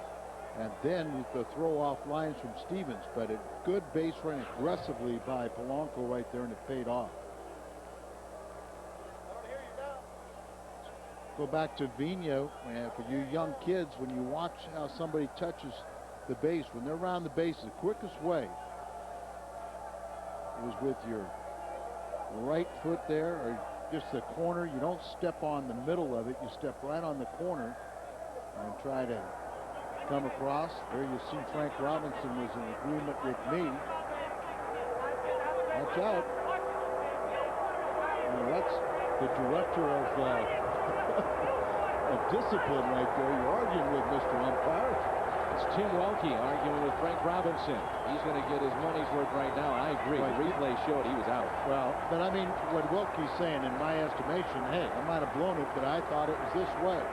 Remember, Frank, you are not the director of discipline. You turned that job over when you came back on the field to Bob Watson.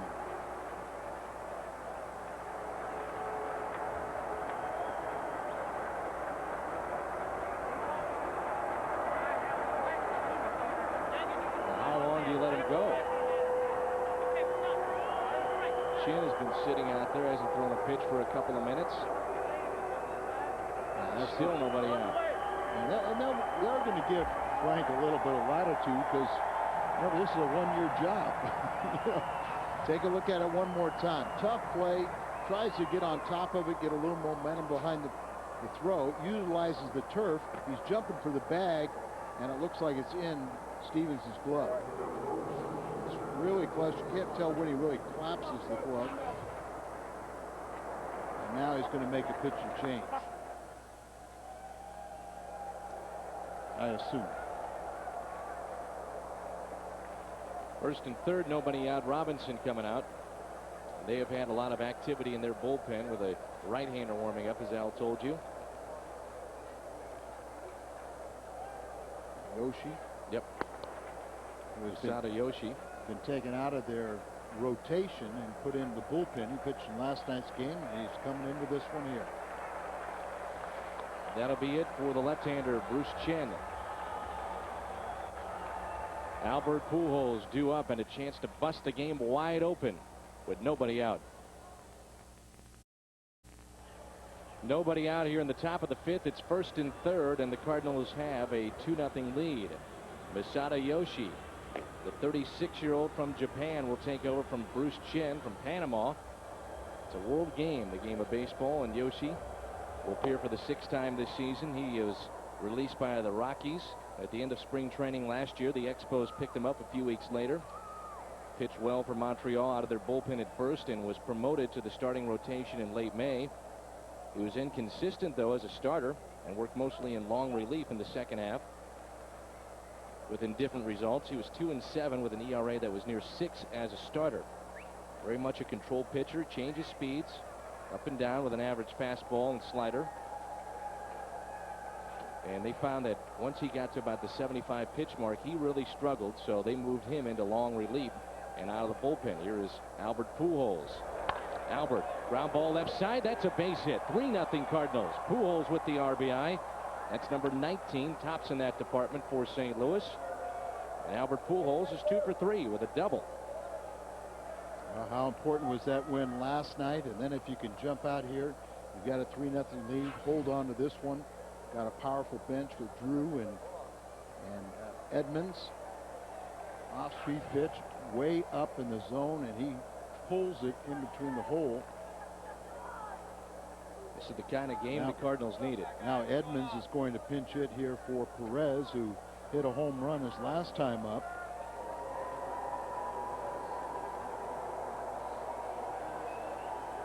Tony talked about having just one of those games where you get a huge outburst offensively, and maybe he's going to go for broke with Edmonds coming in here.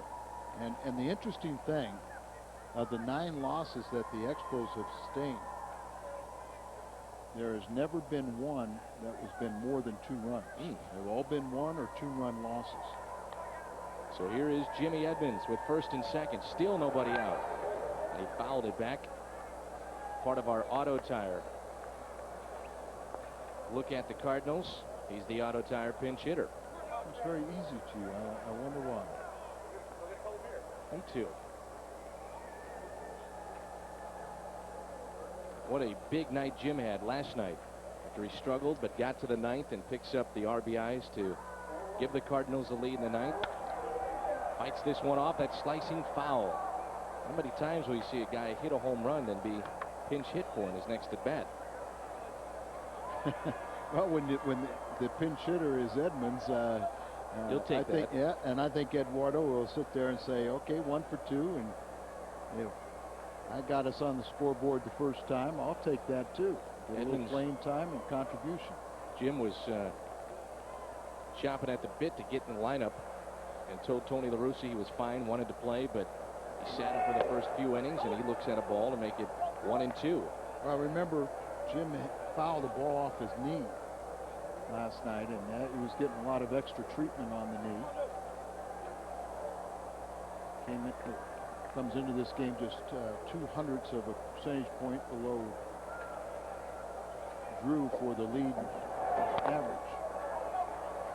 Hitting .343, 16 RBIs. Team high is 19 for Pujols with that RBI single. Cardinals have started this inning with a base hit by Bini the opposite way. He was driven in by Polanco on a double to right center. He scored all the way from first. Then a base hit by Renteria. And Pujols with first and third drives in Placido Polanco. So Renteria at second. And it's Pujols at first. 1 ball, 2 strikes on Edmonds. Line drive. Get down. That's a base hit. Here comes Renteria. And moving up to third, it's Pujols. And it's a 4-0 Cardinal lead. And the RBI for Edmonds is number 17. On 1-2, he makes it a 4-0 Cardinal lead. 5 straight Cardinal hits to start this 5th inning. Now their ball kind of up, lazy. They track it real well. Didn't try to do too much with it. Plugs the gap out in left center. Another RBI, another run. And now Tino has a RBI chance here with runners at the corners and no one out. You can close the book on Chin. 4 innings pitched, 4 runs, 5 hits, 6 strikeouts, and a walk. As beautiful as this 4-0 lead is, we're going to show you something more beautiful next inning. There's Tino Martinez. Chin threw 79 pitches, but next inning we're going to show you the newest addition to the Klein family, and thank goodness Audrey Klein looks like her mother. And Steve would say the same thing. Pulled the string on Tino Martinez. 1 ball, 1 strike with nobody out. 1st and 3rd. The way that this game is set up, Cardinals would love to see some more runs scored with the bullpen being used.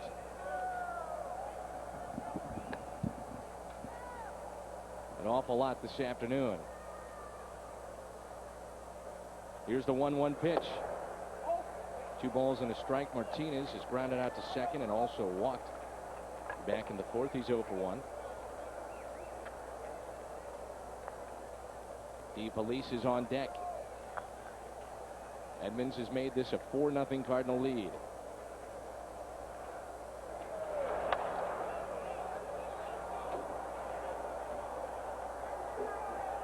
Two and two.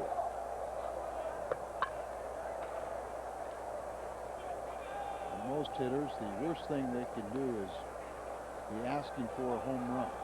Well, I'm convinced that Tino, for his mental state, needs that first National League, first Cardinal home run to kind of make everything fall into place for him. 9 RBIs. And Tino pulls that to the first baseman, Stevens. They get one on to first. Double play, a run scores. It's 5-0. Pujols with the 5th run of the afternoon for St. Louis.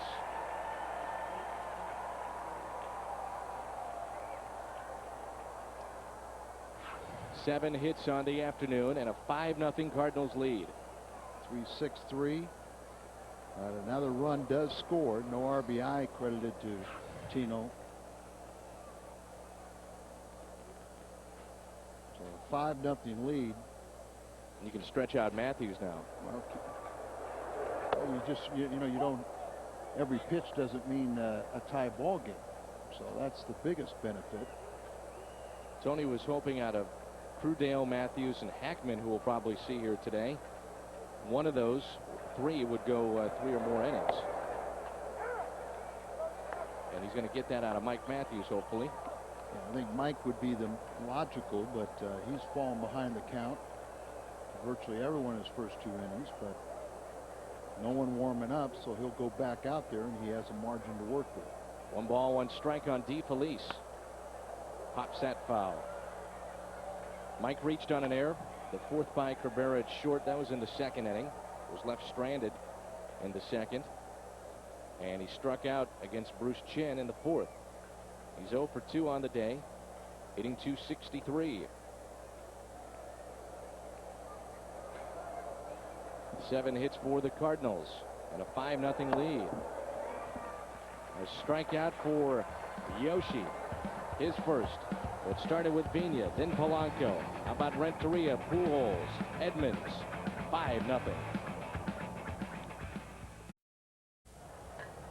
Well, this is little Audrey Klein. She could be 2 weeks old tomorrow. 2 weeks old tomorrow, seeing her first baseball game. And and she cries. And there's Martine. There's a lovely mom, feeling great. And please don't show Dad. Oh no, don't show Dad. But isn't that a little cutie? There first, and obviously, as reported last night, as beautiful as her mom, nothing resembles Dad. Did you notice, though, that the minute that the kid got near you, it started crying? I haven't lost my touch. All right, just checking. I used to be able to scare all kids, and I'm glad I can still scare 13-day-old children. And you did. Thank you. Hackman begins to throw in the bullpen. Here's Mike Matthews' third inning of work, and it starts with a strike to Bergeron. Well, you kind of get the feeling that they'll kind of go right along with him. You got the left-hander here, but Mike got strike one, then fell behind, or ball one, so 1-1 here. Vidro's a switch hitter. Pick your poison. He's great from either side. Bergeron pulls that foul. And Vidro, a switch hitter from right-handed, is .333. Left-handed, .343. He's already extended his hit streak to 12 games. And obviously more at-bats left-handed for Vidro, the on-deck hitter, so his 2 home runs come that side and 10 more RBIs, 13-3. The 1-2 pitch, he got him. Strikeout. And the throw to first after the drop by DeFelice, and there's one away. Good start by Mike Matthews, who is close to 40 pitches, if not at 40 as we speak. See, and more important to me, when you have a starter that does not go 5 innings, and in this case, this is why we said there was no chance for Crudell to get a win. The official scorer has the opportunity to decide who to give the win to. Who does he feel does the best job of the relief corps? So in this case, it would be natural if he can throw 3 shutout innings and everyone else is going 1 or 2, that more than likely the win would go to Mike. That's incentive right there. Well, it's 5-0 Cardinals. Here we are in the 5th. And this is Vidro, who is singled. That was from the left side. And into a double play, 6-4-3 back in the 3rd from the right side. That's where he stands now. The double play was against Matthews. Crudell threw 35 pitches. That's pitch number 42 by Matthews in his 3rd inning of work. Crudell went 2 and gave up 2 hits and no runs. Jim Edmonds is into the game. It's in center field, and Morero goes to right.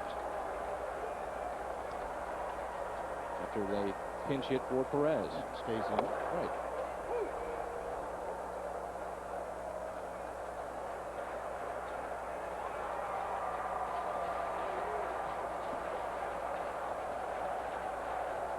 Jim had the pinch hit, base hit. That made it 4-0. Strikeout of Vidro. Good work by Matthews. He's getting better as he moves along. Dan, sometimes you get into a situation like this where you haven't pitched for a week, you're a little tentative, you wear yourself down, and then all of a sudden you find a groove. You find your release point a little more consistent. And now you get the added benefit that 5-0 lead, 2 outs. You let him face a dangerous Vladimir Guerrero with Stevens on deck. 3rd strikeout for Matthews. Here is Guerrero. He's been held in check so far today with a walk, and he's flied out to left.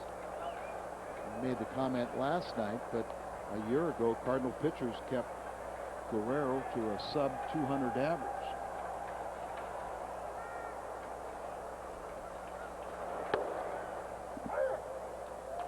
One ball, one strike.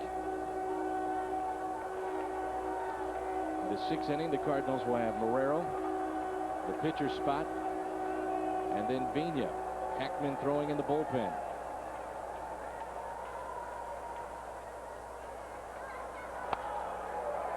One and 2. Off the speaker. Watch out. That ball comes back into the play.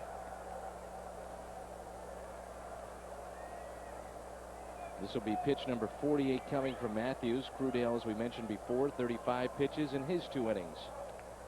One of the things that Tony La Russa talked about, Al, is that with Crudell and Pierce, Travis Smith, 2nd time in the order that major leaguers see these guys is when they run into trouble.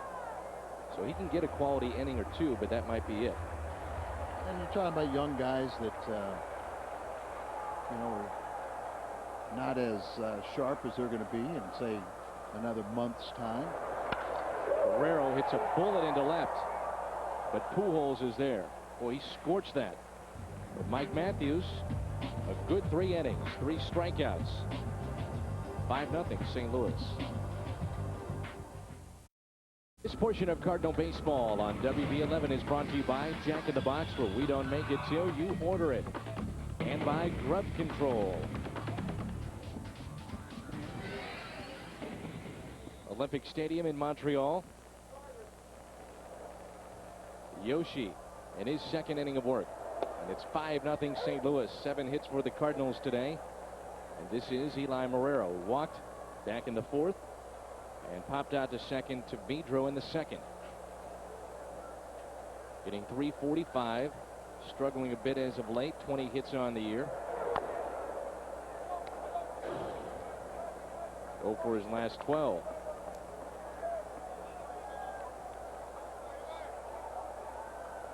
Got the start in center field today. And has moved to right field with Edmonds back in there after he pinch hit for Perez. No balls, 2 strikes on Eli. Yoshi came in the 5th inning with 2 on and nobody out. As Bruce Chen was gassed, he was done. He went 4 innings, gave up 5 hits, pitched into the 5th, 4 runs. One of the runs charged to Yoshi. Eli pulls that one foul. Matt Morris will make a start tomorrow, and that's what makes this game all the more important. You feel good about Morris going out there tomorrow, and a come from behind victory last night. A win by committee hopefully today, and then you get the solid start for Morris tomorrow. And it's important for the guys to gain a little confidence in the kids and know when they have one of these guys emergency starts, they can still pick the victory up. Shallow center, backing up Cabrera. And he has it. Eli is 0 for 2. Don't miss a total recap of today's news and the Cardinal game with WB11 News at 9. Jeff Bernthal, Dan Issa has all the latest sports. Meteorologist Karen Shipman has the weather tonight on WB11 News at 9. I think what's going to happen is Tony's going to let Matthews bat and go back out to the mound, retire Stevens, and take him out. Stevens, of course, a left-handed hitter. Matthews pulls it to Stevens. He bobbles. Yoshi is there, and there's 2 away.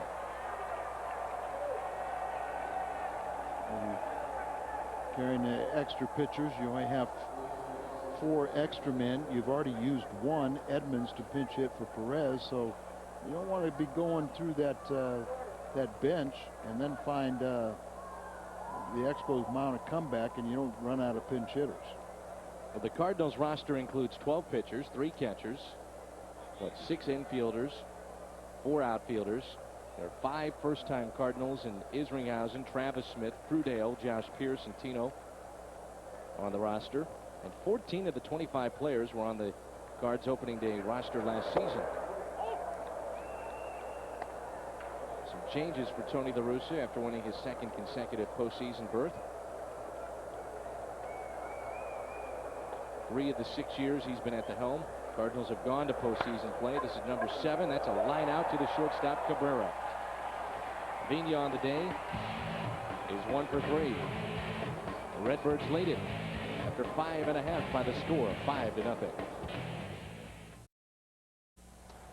Cardinal fans, get the best deals of the season on the ZX2 at your Quality Ford store. Qualified buyers get low 0.0% APR financing or $2,000 cash back, plus 6 months of gasoline at no extra charge. Ford, the official car and truck of the St. Louis Cardinals. Olympic Stadium, here's Mike Matthews in his 4th inning of work after 2 innings by Crudale. And here's Lee Stevens on pitch number 50 by Matthews. It's 5-0 Cardinals, and Crudale and Matthews have combined to allow just 3 hits. Mike has struck out 3. Hackman has been warm for a while. And like you said, Al, with Stevens, Barrett, and Cabrera, probably Stevens would be the final batter that Mike faces. Well, you never know, because Hackman is just standing there. He hadn't thrown a pitch for quite a while, so they may try to let Mike ride it out a while. He's got great stuff, like you've said. Mike Matthews does not get enough credit for the kind of stuff that he possesses. He has better stuff than a lot of successful left-handers.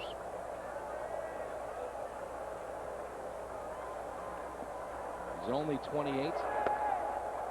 2 balls, 2 strikes.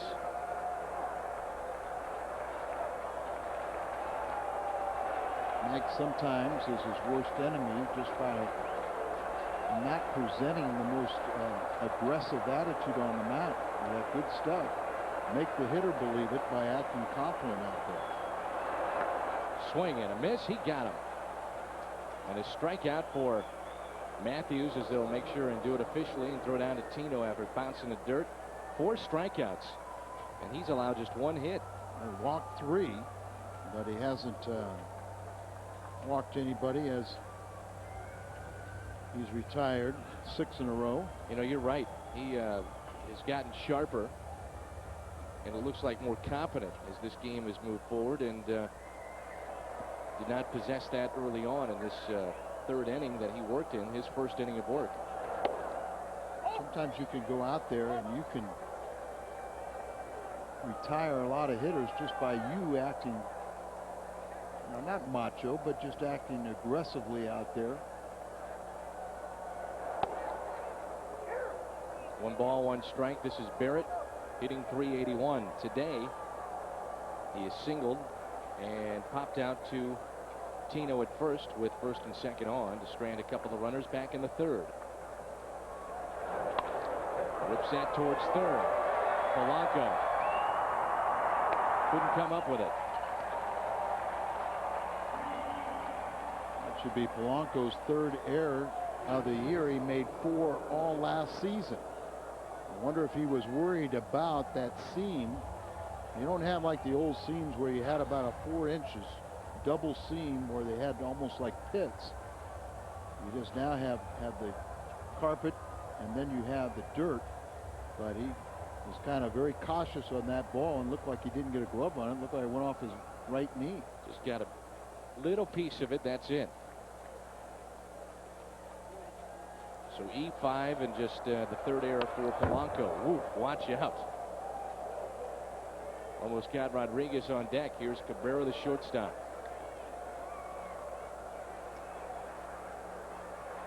Orlando Cabrera left the bases loaded back in the 1st and fly to right in the 4th. He's 0 for 2. Well, he has a brother that plays with Cleveland and was shot in the derriere over the winter. His wife was driving a car and he was in the passenger seat. Someone tried to carjack the car, and he wasn't trying to be aggressive. He was just trying to make sure his wife got out without being shot, and the culprits shot him in the rear end. He's still trying to recover from that. Oof.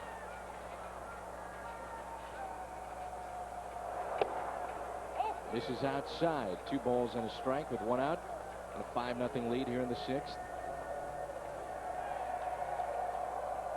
Cabrera played in 162 games a year ago.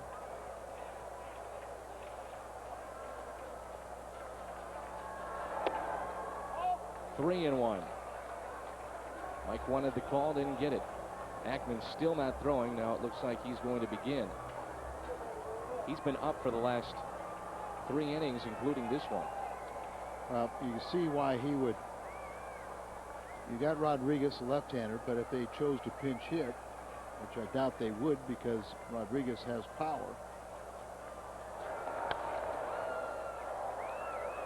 Now, Ackman would have Mordecai, and then you could see a pinch hitter for Mordecai.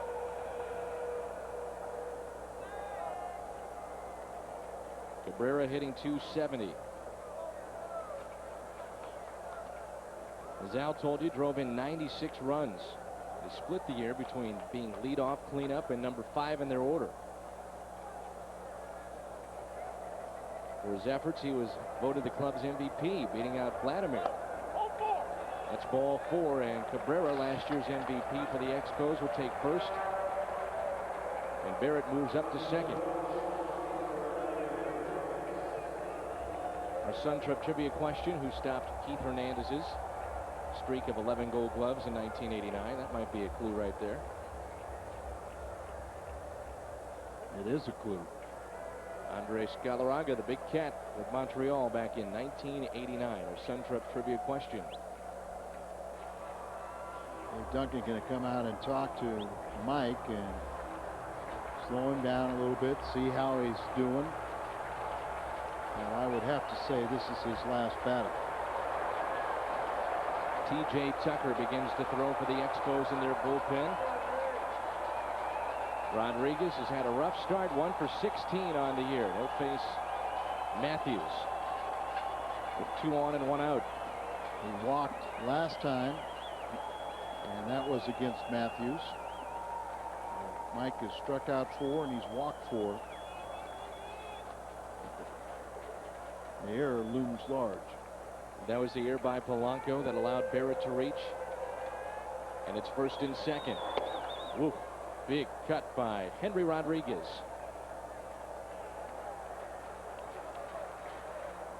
Mike probably, I would have to say, conservatively has doubled his pitch count, or his total of any previous appearance this year.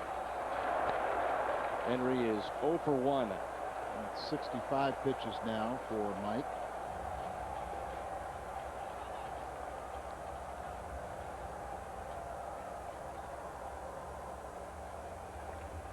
Undoubtedly, it'll be Hackman up next. Well, it may not sound like much, but it's the way they take so many extra pitchers to spring training, carrying 12-man staff. You guys don't get stretched out like they used to.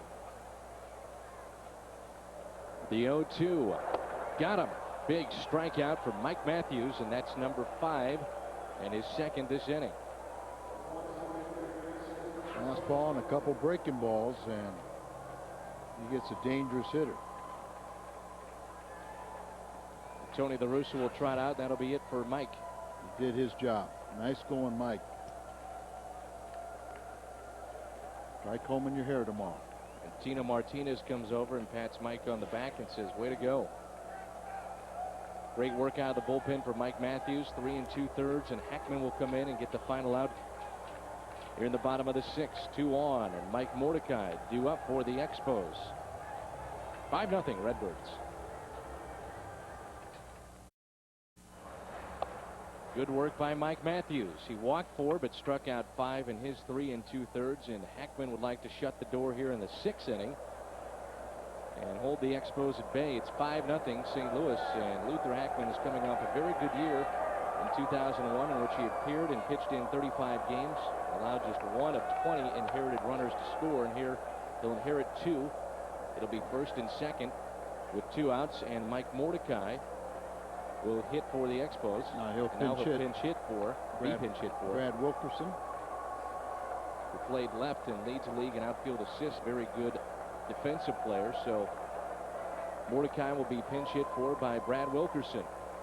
We saw him last night hitting just 254. Wilkerson hits from the left side.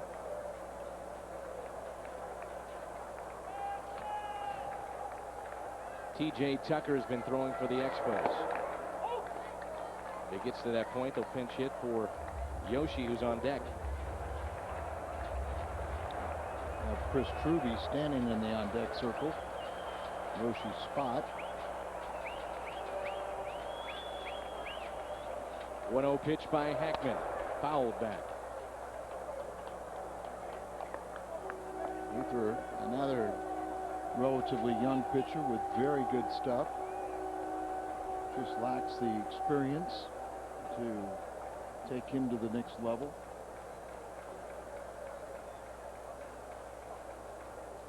Wilkerson has reached base safely in 19 of 21 games. A nice find for the Expos. He's hit in 12 games while walking at least once in the other 7. He has 17 walks on the year. Very patient at the plate. A young player coming out of the University of Florida, had an outstanding collegiate career. Hits a rope to center field. Plenty of room though for Jim Edmonds. He backs up and makes the play. The Expos strand a couple. They leave 8. Good work out of the bullpen by Mike Matthews, who struck out 5 in 3 2/3. 5-0 Redbirds. Congratulations to Carolyn Olson, today's merchandise prize winner in the Hyundai Long Drive Inning Sweepstakes. If the Cardinals hit a home run in the 7th, Carolyn Olson will qualify for a grand prize drawing for a Hyundai Santa Fe at the end of the season. To register, visit a St. Louis area Hyundai dealer to complete an entry form. Let's turn to our NL Central standings, brought to you by Dodge. The Brewers lost. This is updated. They're 7-17, 8 games out in the Central. The Cardinals 3.5 games back, a chance to move to within 500 with a win today. 3.5 out. The Reds lead the Pirates by a half game. Astros are 5 back. The Cubs 5.5. That's a look at our Dodge NL Central standings. Brewers have just 7 wins, and 4 of those in that sweep a weekend ago at Miller Park. And they haven't won a game since they swept the Cardinals. Polanco, Renteria, and Pujols. Jerry Royster wasn't sure he wanted to be the manager at the start of that series against the Cardinals. Into the end, he said, yeah, I want to be. And now I wonder if he feels the same way. It's been a little different tone to his season after that sweep of the Cardinals. Up the middle, good play by Cabrera to his left, settles and throws and gets Polanco, who picked up an RBI double back in the 5th. Placido today is 1 for 4. I think Jerry always wanted to manage, but really felt he wasn't going to give serious consideration. And then when they won the games, it seemed to respond behind him. You know, then you get a feeling, well, maybe that will make management think better of me. But you know, it's like all the games here were pretty competitive. The game today was they lost 2-1. Last night they had a 1-hitter thrown against them, but wasn't that? I know at one point it was a 1-0 game. Right. Here's Renteria. 1 out, nobody on. Edgar today struck out, lined out, and singled.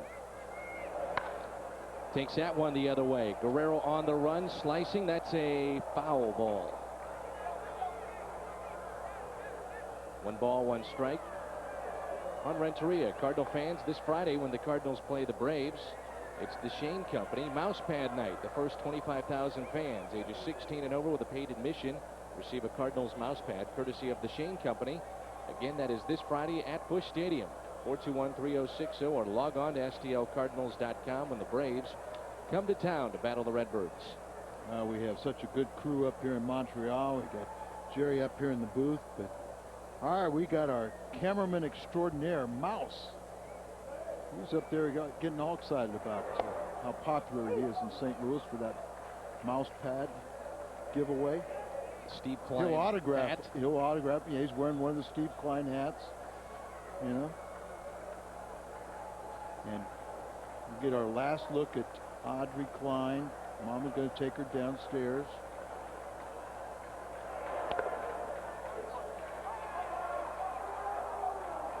There's Mouse. And he's wearing his Steve Klein hat. There goes Mama Klein and Audrey. With her Steve Klein hat, too. Did you see it? You know, and speaking of Mother's Day. You didn't see it in the, she's got it in a little she's got it in there. They got the other one. Mother's Day comes up in May, right? When are you going to make your mother a grandma? Oh. What is wrong with you? Ball and 2 strikes on Renteria. Just worry about your right own now, relationships. right now, your mother is sitting at home saying, that would be the neatest gift. Just shut up. Just be quiet. Worry about Hat Day and Mousepad Night and Steve Klein Baby. Leave me out of it. 2 balls, 2 strikes on Renteria. I think you got to be a part of it. Edgar with that base hit back in the 5th. First time he has seen Yoshi, who took over for Bruce Chen. Pujols on deck. That's popped up. Third baseman coming on and makes the play. Chris Truby. Yep. His first action today. Mordecai was pinch hit for. And it's up to Albert Pujols, who has a double and a single. An RBI, his 19th, a team high. He's 2 for 3.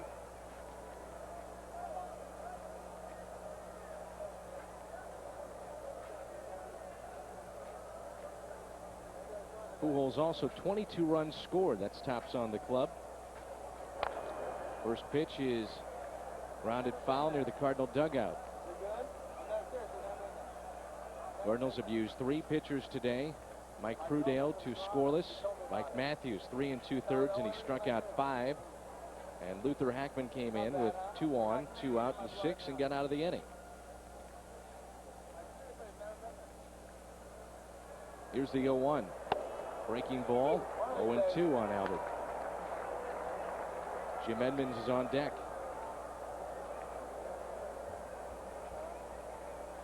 J.D. Drew had the day off. Edmonds came in and pinch hit in the 5th inning for Perez. 1-2. Morris will go tomorrow, undecided for the Expos. Will come your way, 12:30. Yoshi came into this ball game. First batter he faced was Edmonds. Really greeted him with an RBI single.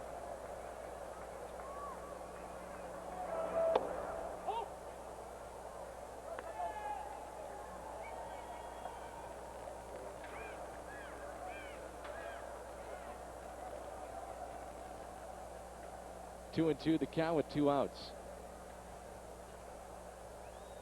Yoshi is set. Here it comes to Pujols. Got him. Second strikeout for Yoshi. We're through 6.5, and it's 5-0. Cardinals on top.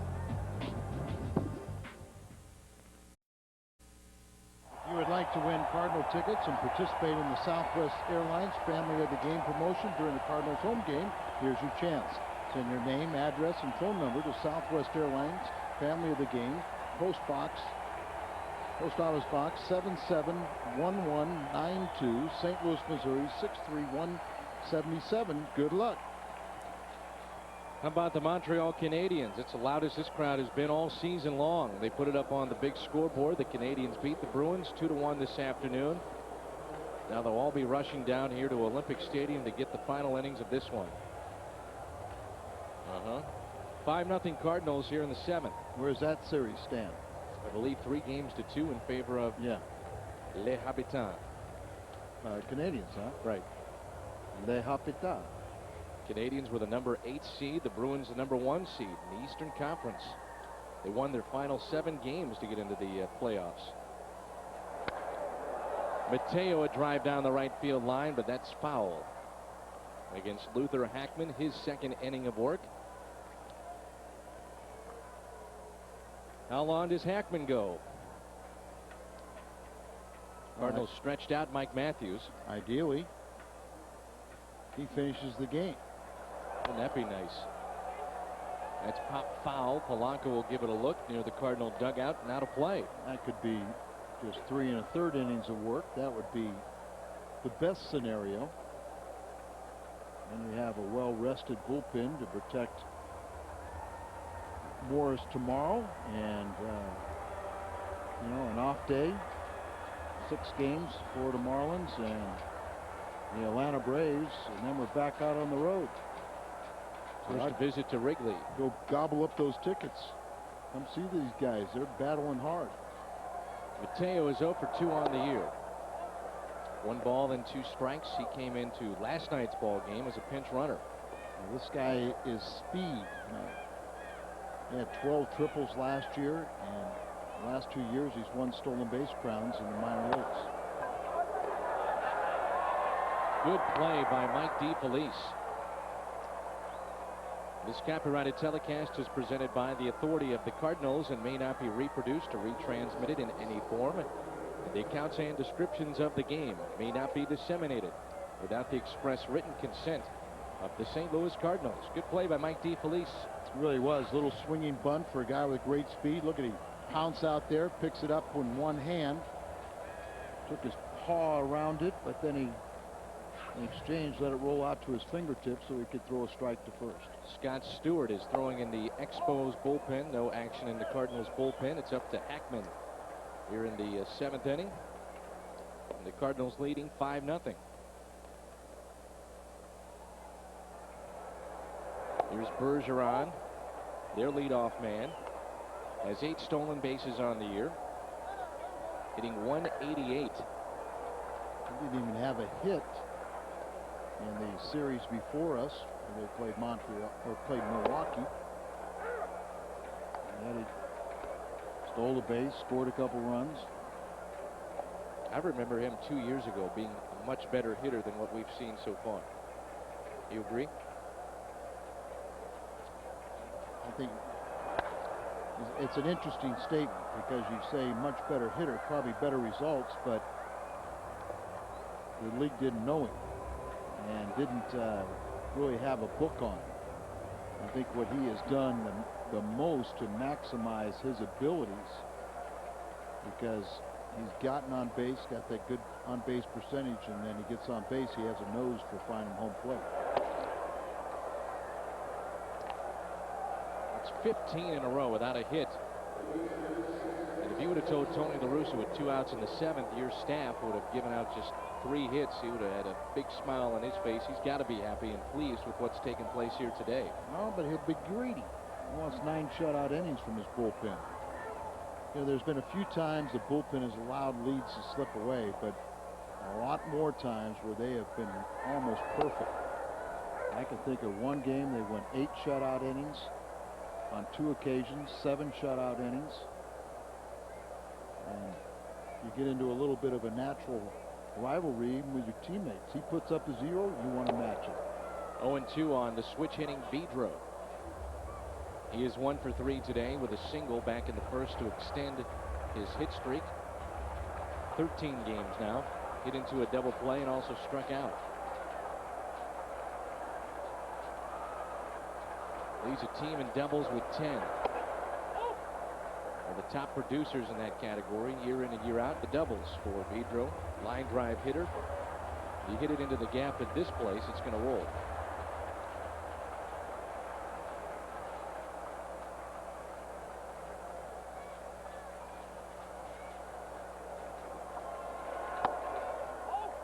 Think about this lineup, Dan, and they feel that they're going to get Tatis back in a week, 10 days. If they get the Tatis of 2 years ago, they're going to be tough. Yep. If they get the Tatis of last year, they're in trouble. He's been out with that tendonitis in the knee. Had surgery on it.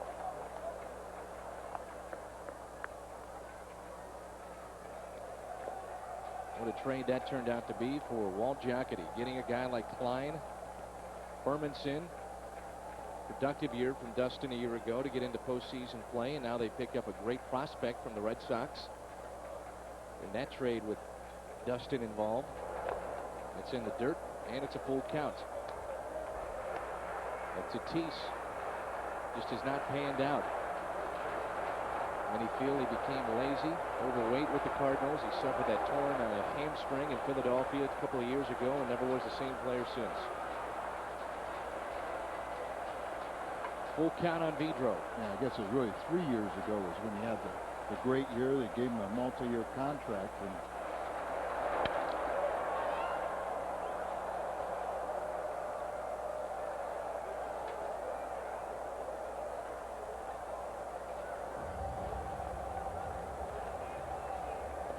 I was watching that foul ball that was ricocheting into all kinds of barren areas. 6,288 in attendance.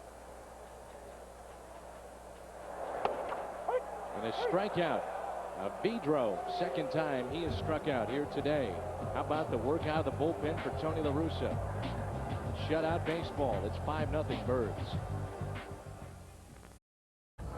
This portion of Cardinal baseball on WB11 is brought to you by your local St. Louis area Kia dealers. It's about time everyone had a well-made car. By Auto Tire. For the very best in tires and service, you ought to go to Auto Tire. And by the President Casino, now electrifying the Landing.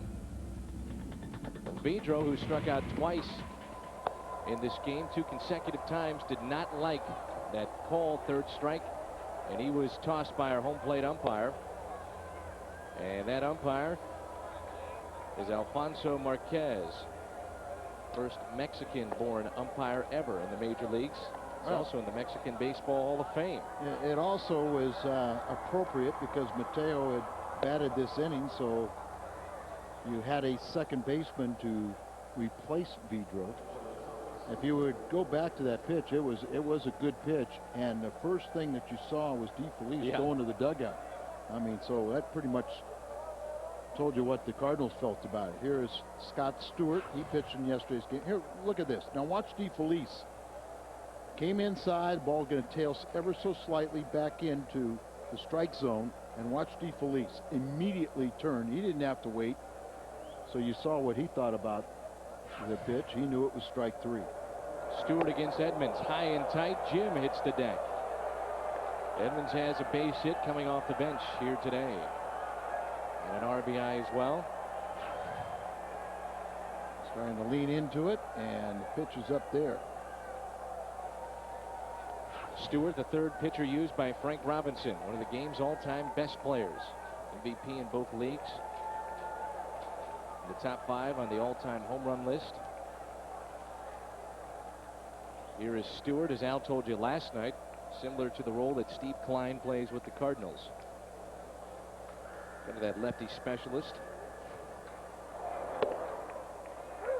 1 ball, 1 strike on Edmonds. Edmonds, Martinez, and DeFelice here in the Cardinals' half of the 8th. They lead it 5-0.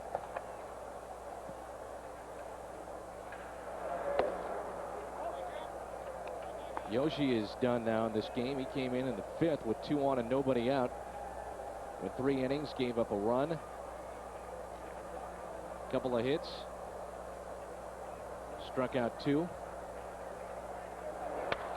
That's a shot in the right field. And a base hit for Edmonds. Guerrero plays it off the wall, and he'll stop right there. Edmonds will. A bullet from Vladimir in right. We're watching Cardinals baseball on WB11, KPLR TV, St. Louis, and the Cardinal Television Network. So after being sent to the deck, Edmonds greets Stewart with a base hit off the wall. Well, since the 9th inning of last night's game, Jimmy is 3 for 3 with a walk. He had a rough game going through the first 8, and then he responded with a triple, 2 RBIs.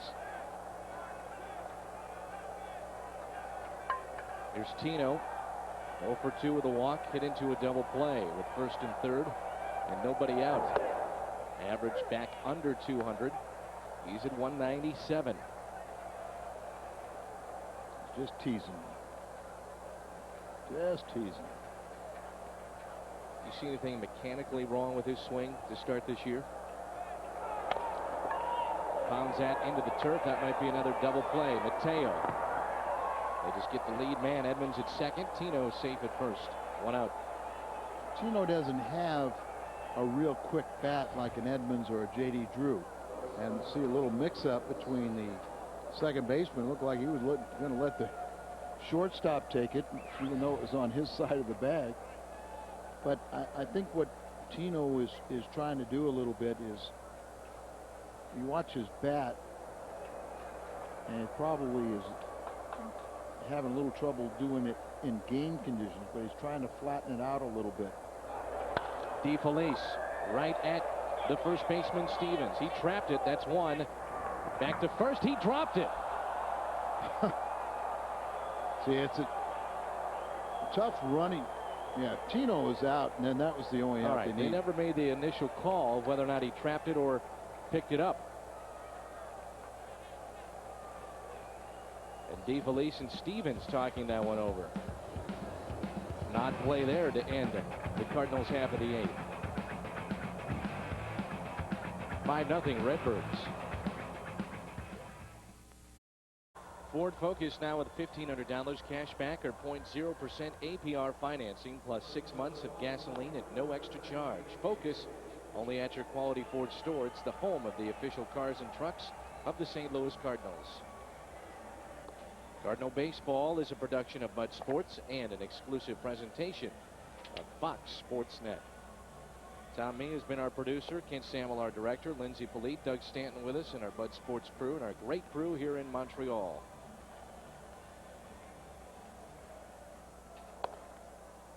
Explain that last play, an odd one. I never saw the first base umpire motion that was a catch by Stevens. I thought it was a trap, and I think everybody else did as well. Yeah, you really didn't know, and Martinez was the last one to know. He couldn't tell. But let's take a look at it. He bounced out. It's caught. Okay, that's second out. Now he steps on that. That doesn't mean anything yet. He drops it, but watch now what happens. Here Barrett picks it up, walks over, and steps on the bag. Now Tino Martinez is out. There's the third out. Hackman against Guerrero. That's how we start the bottom of the 8th. Vladimir today has flied to left twice. His last time up was a bullet to left. He's also walked. He's 0 for 2. Lee Stevens and Michael Barrett also due up for the Expos.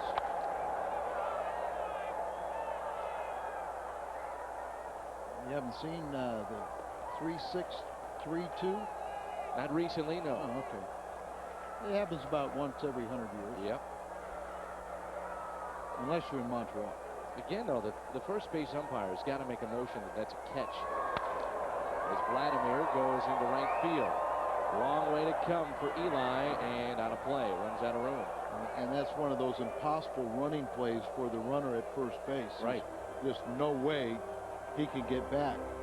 You know, he's bouncing off of his lead. Now he's already trapped to catch the ball, and Tino didn't even really know. As you said, you didn't hear a catch or didn't hear a verbal command from his first base coach. Believe me, with this crowd, we would have heard it. Yeah, you would have heard it.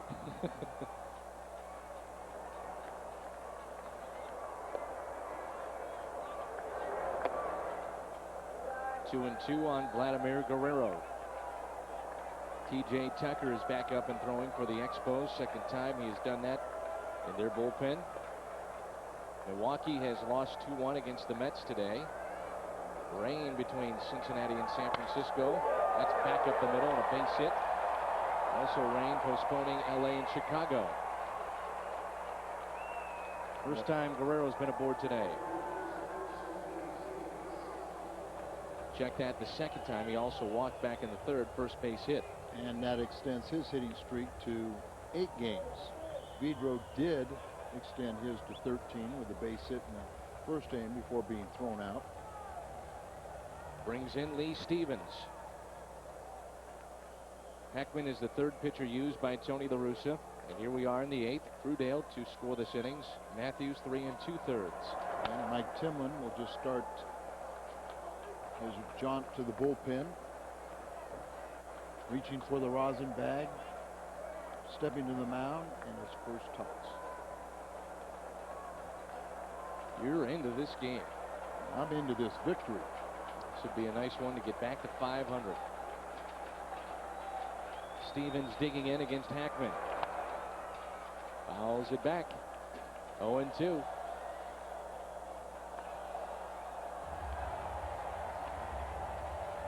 No balls, 2 strikes on the Expos first baseman.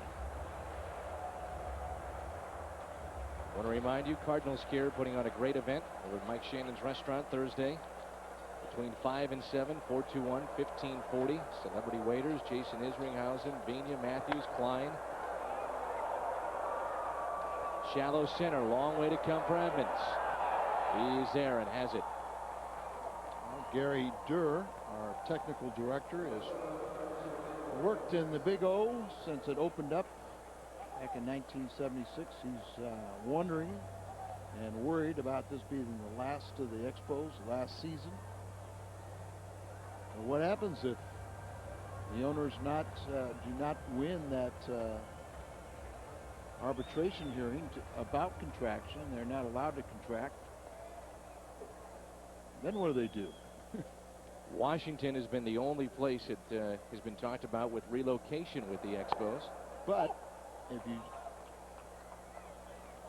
talk to some people, they say not now. Several years down the road, either when Angelos sells the club or whatever happens. Peter Angelos, the owner of the Orioles, he doesn't want that competition. Barrett looks at a strike, 1 ball, 1 strike. Also, want to mention, we talked about it last night. Thoughts and prayers with the Jack Watkins family back home in St. Louis and the passing of their young daughter. Jack, part of the Missouri Valley Conference, great citizen in St. Louis, and our thoughts and prayers with his family and his wife Jenny this weekend. It's popped up behind home plate and into the seats.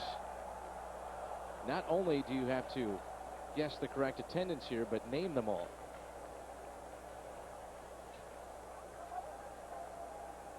6,200 plus here today. Okay, I'll start out. Yuppie, Pierre. Audrey Klein. 1 ball, 2 strikes on Michael Barrett. Reached on an error his last time up.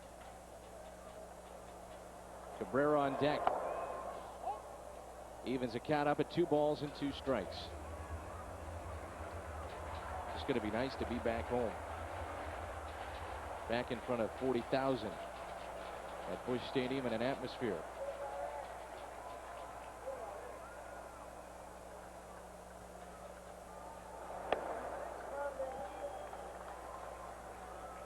Full count.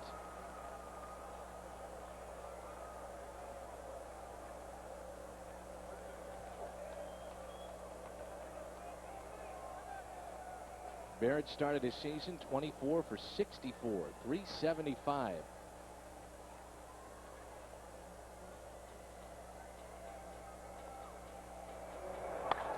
And he shoots this one into deep right field. Guerrero, though, has plenty of room and puts it away. Back to first goes Vladimir Guerrero. 2 outs.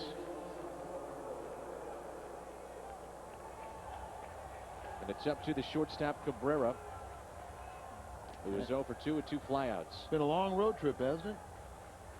2 weeks. Oh, for us, it's been 2 weeks. You keep on going home. Well, with the Blues, yeah.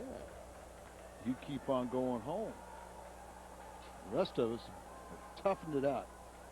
You know, we're the team players. We stick with the guys. All right. Whatever you say, Al. Cabrera lines that foul. I'll take it a hockey game or 2 to go back home. Got no problem with that. I know you thoroughly enjoyed your visit to Shea on Thursday when we weren't broadcasting that game, and the telecast obviously not going back home. A little windy and cold for you, and I heard you were assuming that well, I heard because you weren't there, we couldn't televise? Well, I heard you were very upset about the weather conditions, complaining the entire game. Tom Mee had to slap you around. Is that true? If Tom said that, it must have been true. That's what he said. No balls and 2 strikes on the Expos shortstop. Actually, that day, you would not have believed that it rained up until 5 minutes before game time. Renteria, the flip, and they get the force at second to Vigna. We played 8. Cardinals in control. The bullpen, this story today, 5-0. Tucker takes over in the 9th inning for Montreal. 5-0 St. Louis. 8 hits on the day for the Cardinals. It'll be Eli Marrero due up. Kerry Robinson will pinch hit. Gene Steckschulte begins to throw in the Cardinal bullpen. Presumably he'll take over in the bottom of the 9th. In the top of the order for St. Louis. It looks. Here's Tucker. He pitched 2/3 of an inning yesterday, giving up 1 hit, striking out 1 batter. You know, I got to go home, but I was part of one of the most important telecasts in the history of hockey in St. Louis. I thought it was in Chicago. Well, I went home from Chicago. No, but I mean, I thought the most important telecast. Well, that was the second. Oh, we had 2 of the most important telecasts in the history of St. Louis Blues hockey this past week. So I was there. Yeah, they must have been. I witnessed it. You won both of them. That's right. Ball in the dirt to Eli, hitting .339. Looks like the Blues are going to take Detroit in the second round. Take them on.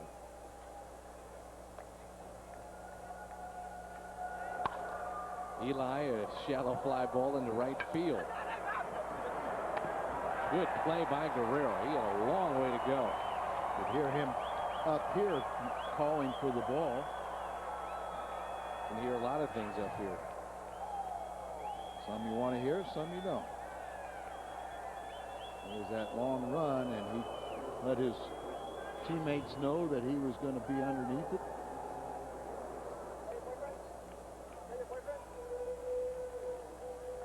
Here's the auto tire pinch hitter, Kerry Robinson.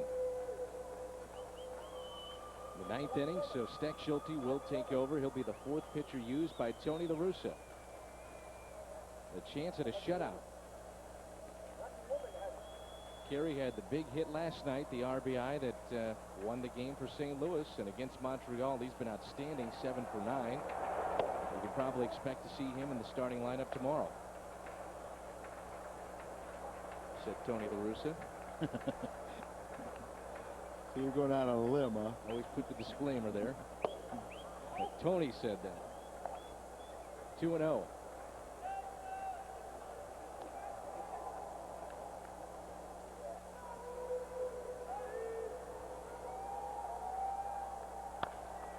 Ground ball pulled to the second baseman, Mateo. 2 outs.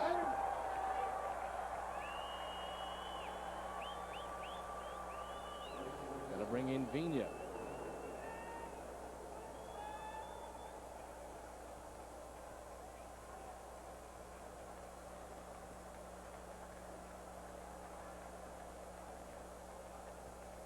Vigna today has a base hit. He's lined out to right and walked. Also scored back in the 5th. That's when the Cardinals plated 4 of their 5 runs.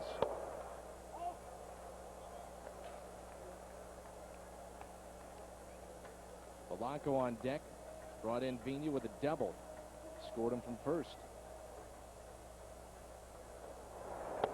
Cardinals win this game, and Perez will have 3 game-winning home runs. That's right. One against Milwaukee on the sweep of the Brewers. That was in the 11th inning, a home run off Al Leiter against New York. In the 8th inning of Wednesday night's game. And here today, Eduardo homered back in the 4th off of Bruce Chen. Broke a scoreless tie. And the Cardinals banged out 5 consecutive hits, scored 4 runs in the 5th. Vigna shoots one the opposite way. Right at the left fielder. Tony La Russa would love a shutout. Steck Schulte will take over in the 9th. Eduardo Perez singing along with everybody else. Having fun here in Montreal, and why not? His home run is our Bud Light play of the game. So we take you back to the top of the 4th off of Bruce Chen. No doubt about this one. Perez, his 3rd home run. And that gave the Cardinals a 1-0 lead. And that's our Bud Light play of the game. For the great taste that won't fill you up and never let you down. Make it a Bud Light. Gene Steck Schulte is into the game. Recalled this past week from AAA Memphis. This will be his 8th appearance. We saw him last night. Opponents were hitting close to 300 against him. But he picked up 3 saves down in Memphis and some confidence along the way. Well, the only thing that Gene, whether fairly or unfairly, was sent down, it was out of necessity, needing somebody that could give us some innings. And that's the fact of life for pitchers while they still have, or players, as long as they have options left. But now he's back up here, and hopefully he's gained a little confidence down there. At least you know he didn't sulk, getting those 3 saves in 4 appearances. Here is Truby. He'll lead things off in the 9th inning for Montreal. Looks at a strike from Steck Schulte. 5-0 Cardinals here in the 9th. They're looking to go 2-0 on this series. Cardinals hold on here because the starter, Cudell, only went 2 innings. This is one of those opportunities where the official score determines who would get the win. Obviously, by looking at 2 innings shut out by Cudell, 3 2/3 by Matthews. Eli is there. Vigna had to avoid the second base umpire. Gary Cedarstrom, 1 away. 2 1/3 shutout innings by Hackman, and hopefully a full shutout inning by Steck Schulte. It'd be hard to believe that anybody other than that Matthews would have to be the one getting the win. It's a combined 4-hitter as we speak, with Matt Morris set to go tomorrow. And your horse Matt Morris going tomorrow, and some of your most key guys in your bullpen rested.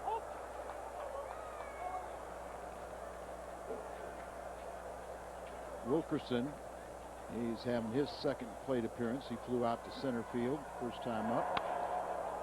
Ties this one back and out of play. Count 1-1.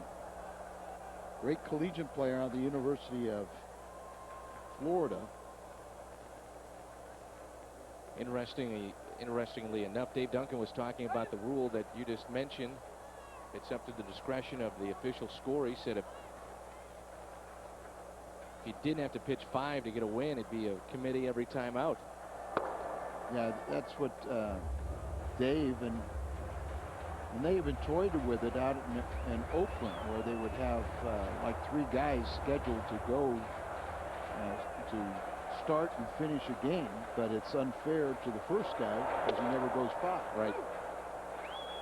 But almost like in spring training, and what Dave's saying, if you change the rule where you didn't have to go 5, you could do like spring training, where they kind of, if a guy goes 2 or 3 innings and he has a lead, he gets the win.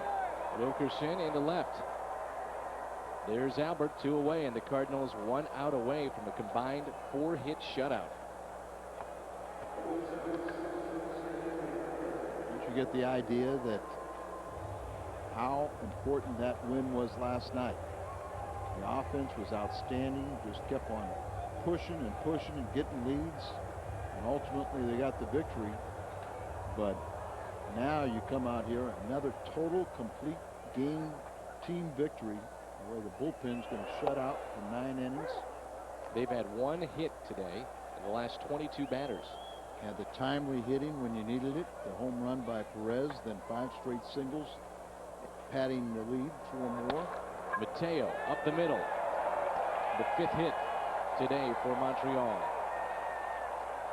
We have seen Prudale to score this innings. Matthews 3 2/3, then Hackman, and now Steckschulte. So 2 outs, a man on, and it brings in Bergeron.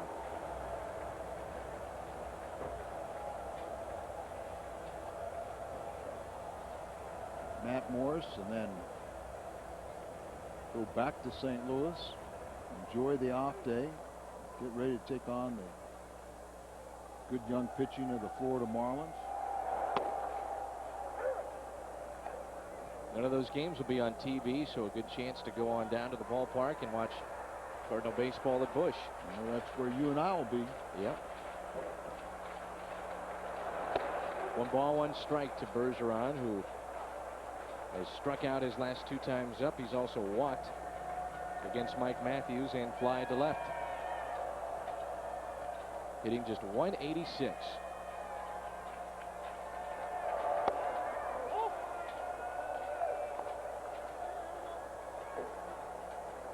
Low, a no-hitter for Boston over Tampa Bay, and that is a final. The first in 37 years at Fenway. Remember, Hideo Nomo did it last year for the Red Sox. Derek Lowe, the no-hitter, but that was against Baltimore at Camden Yards.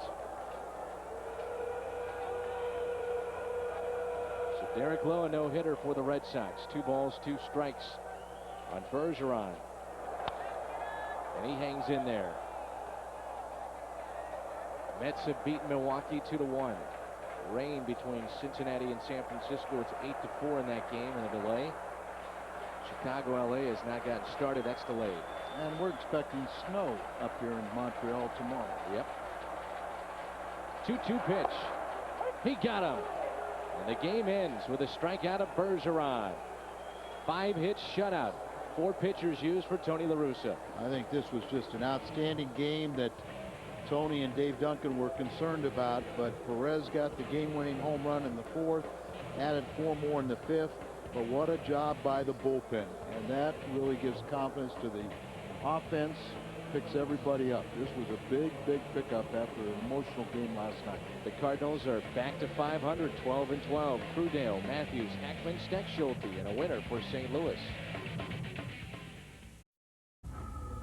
Cardinal Baseball on WB11 was brought to you by Bud Light. For the great taste that won't fill you up and never lets you down, make it a Bud Light.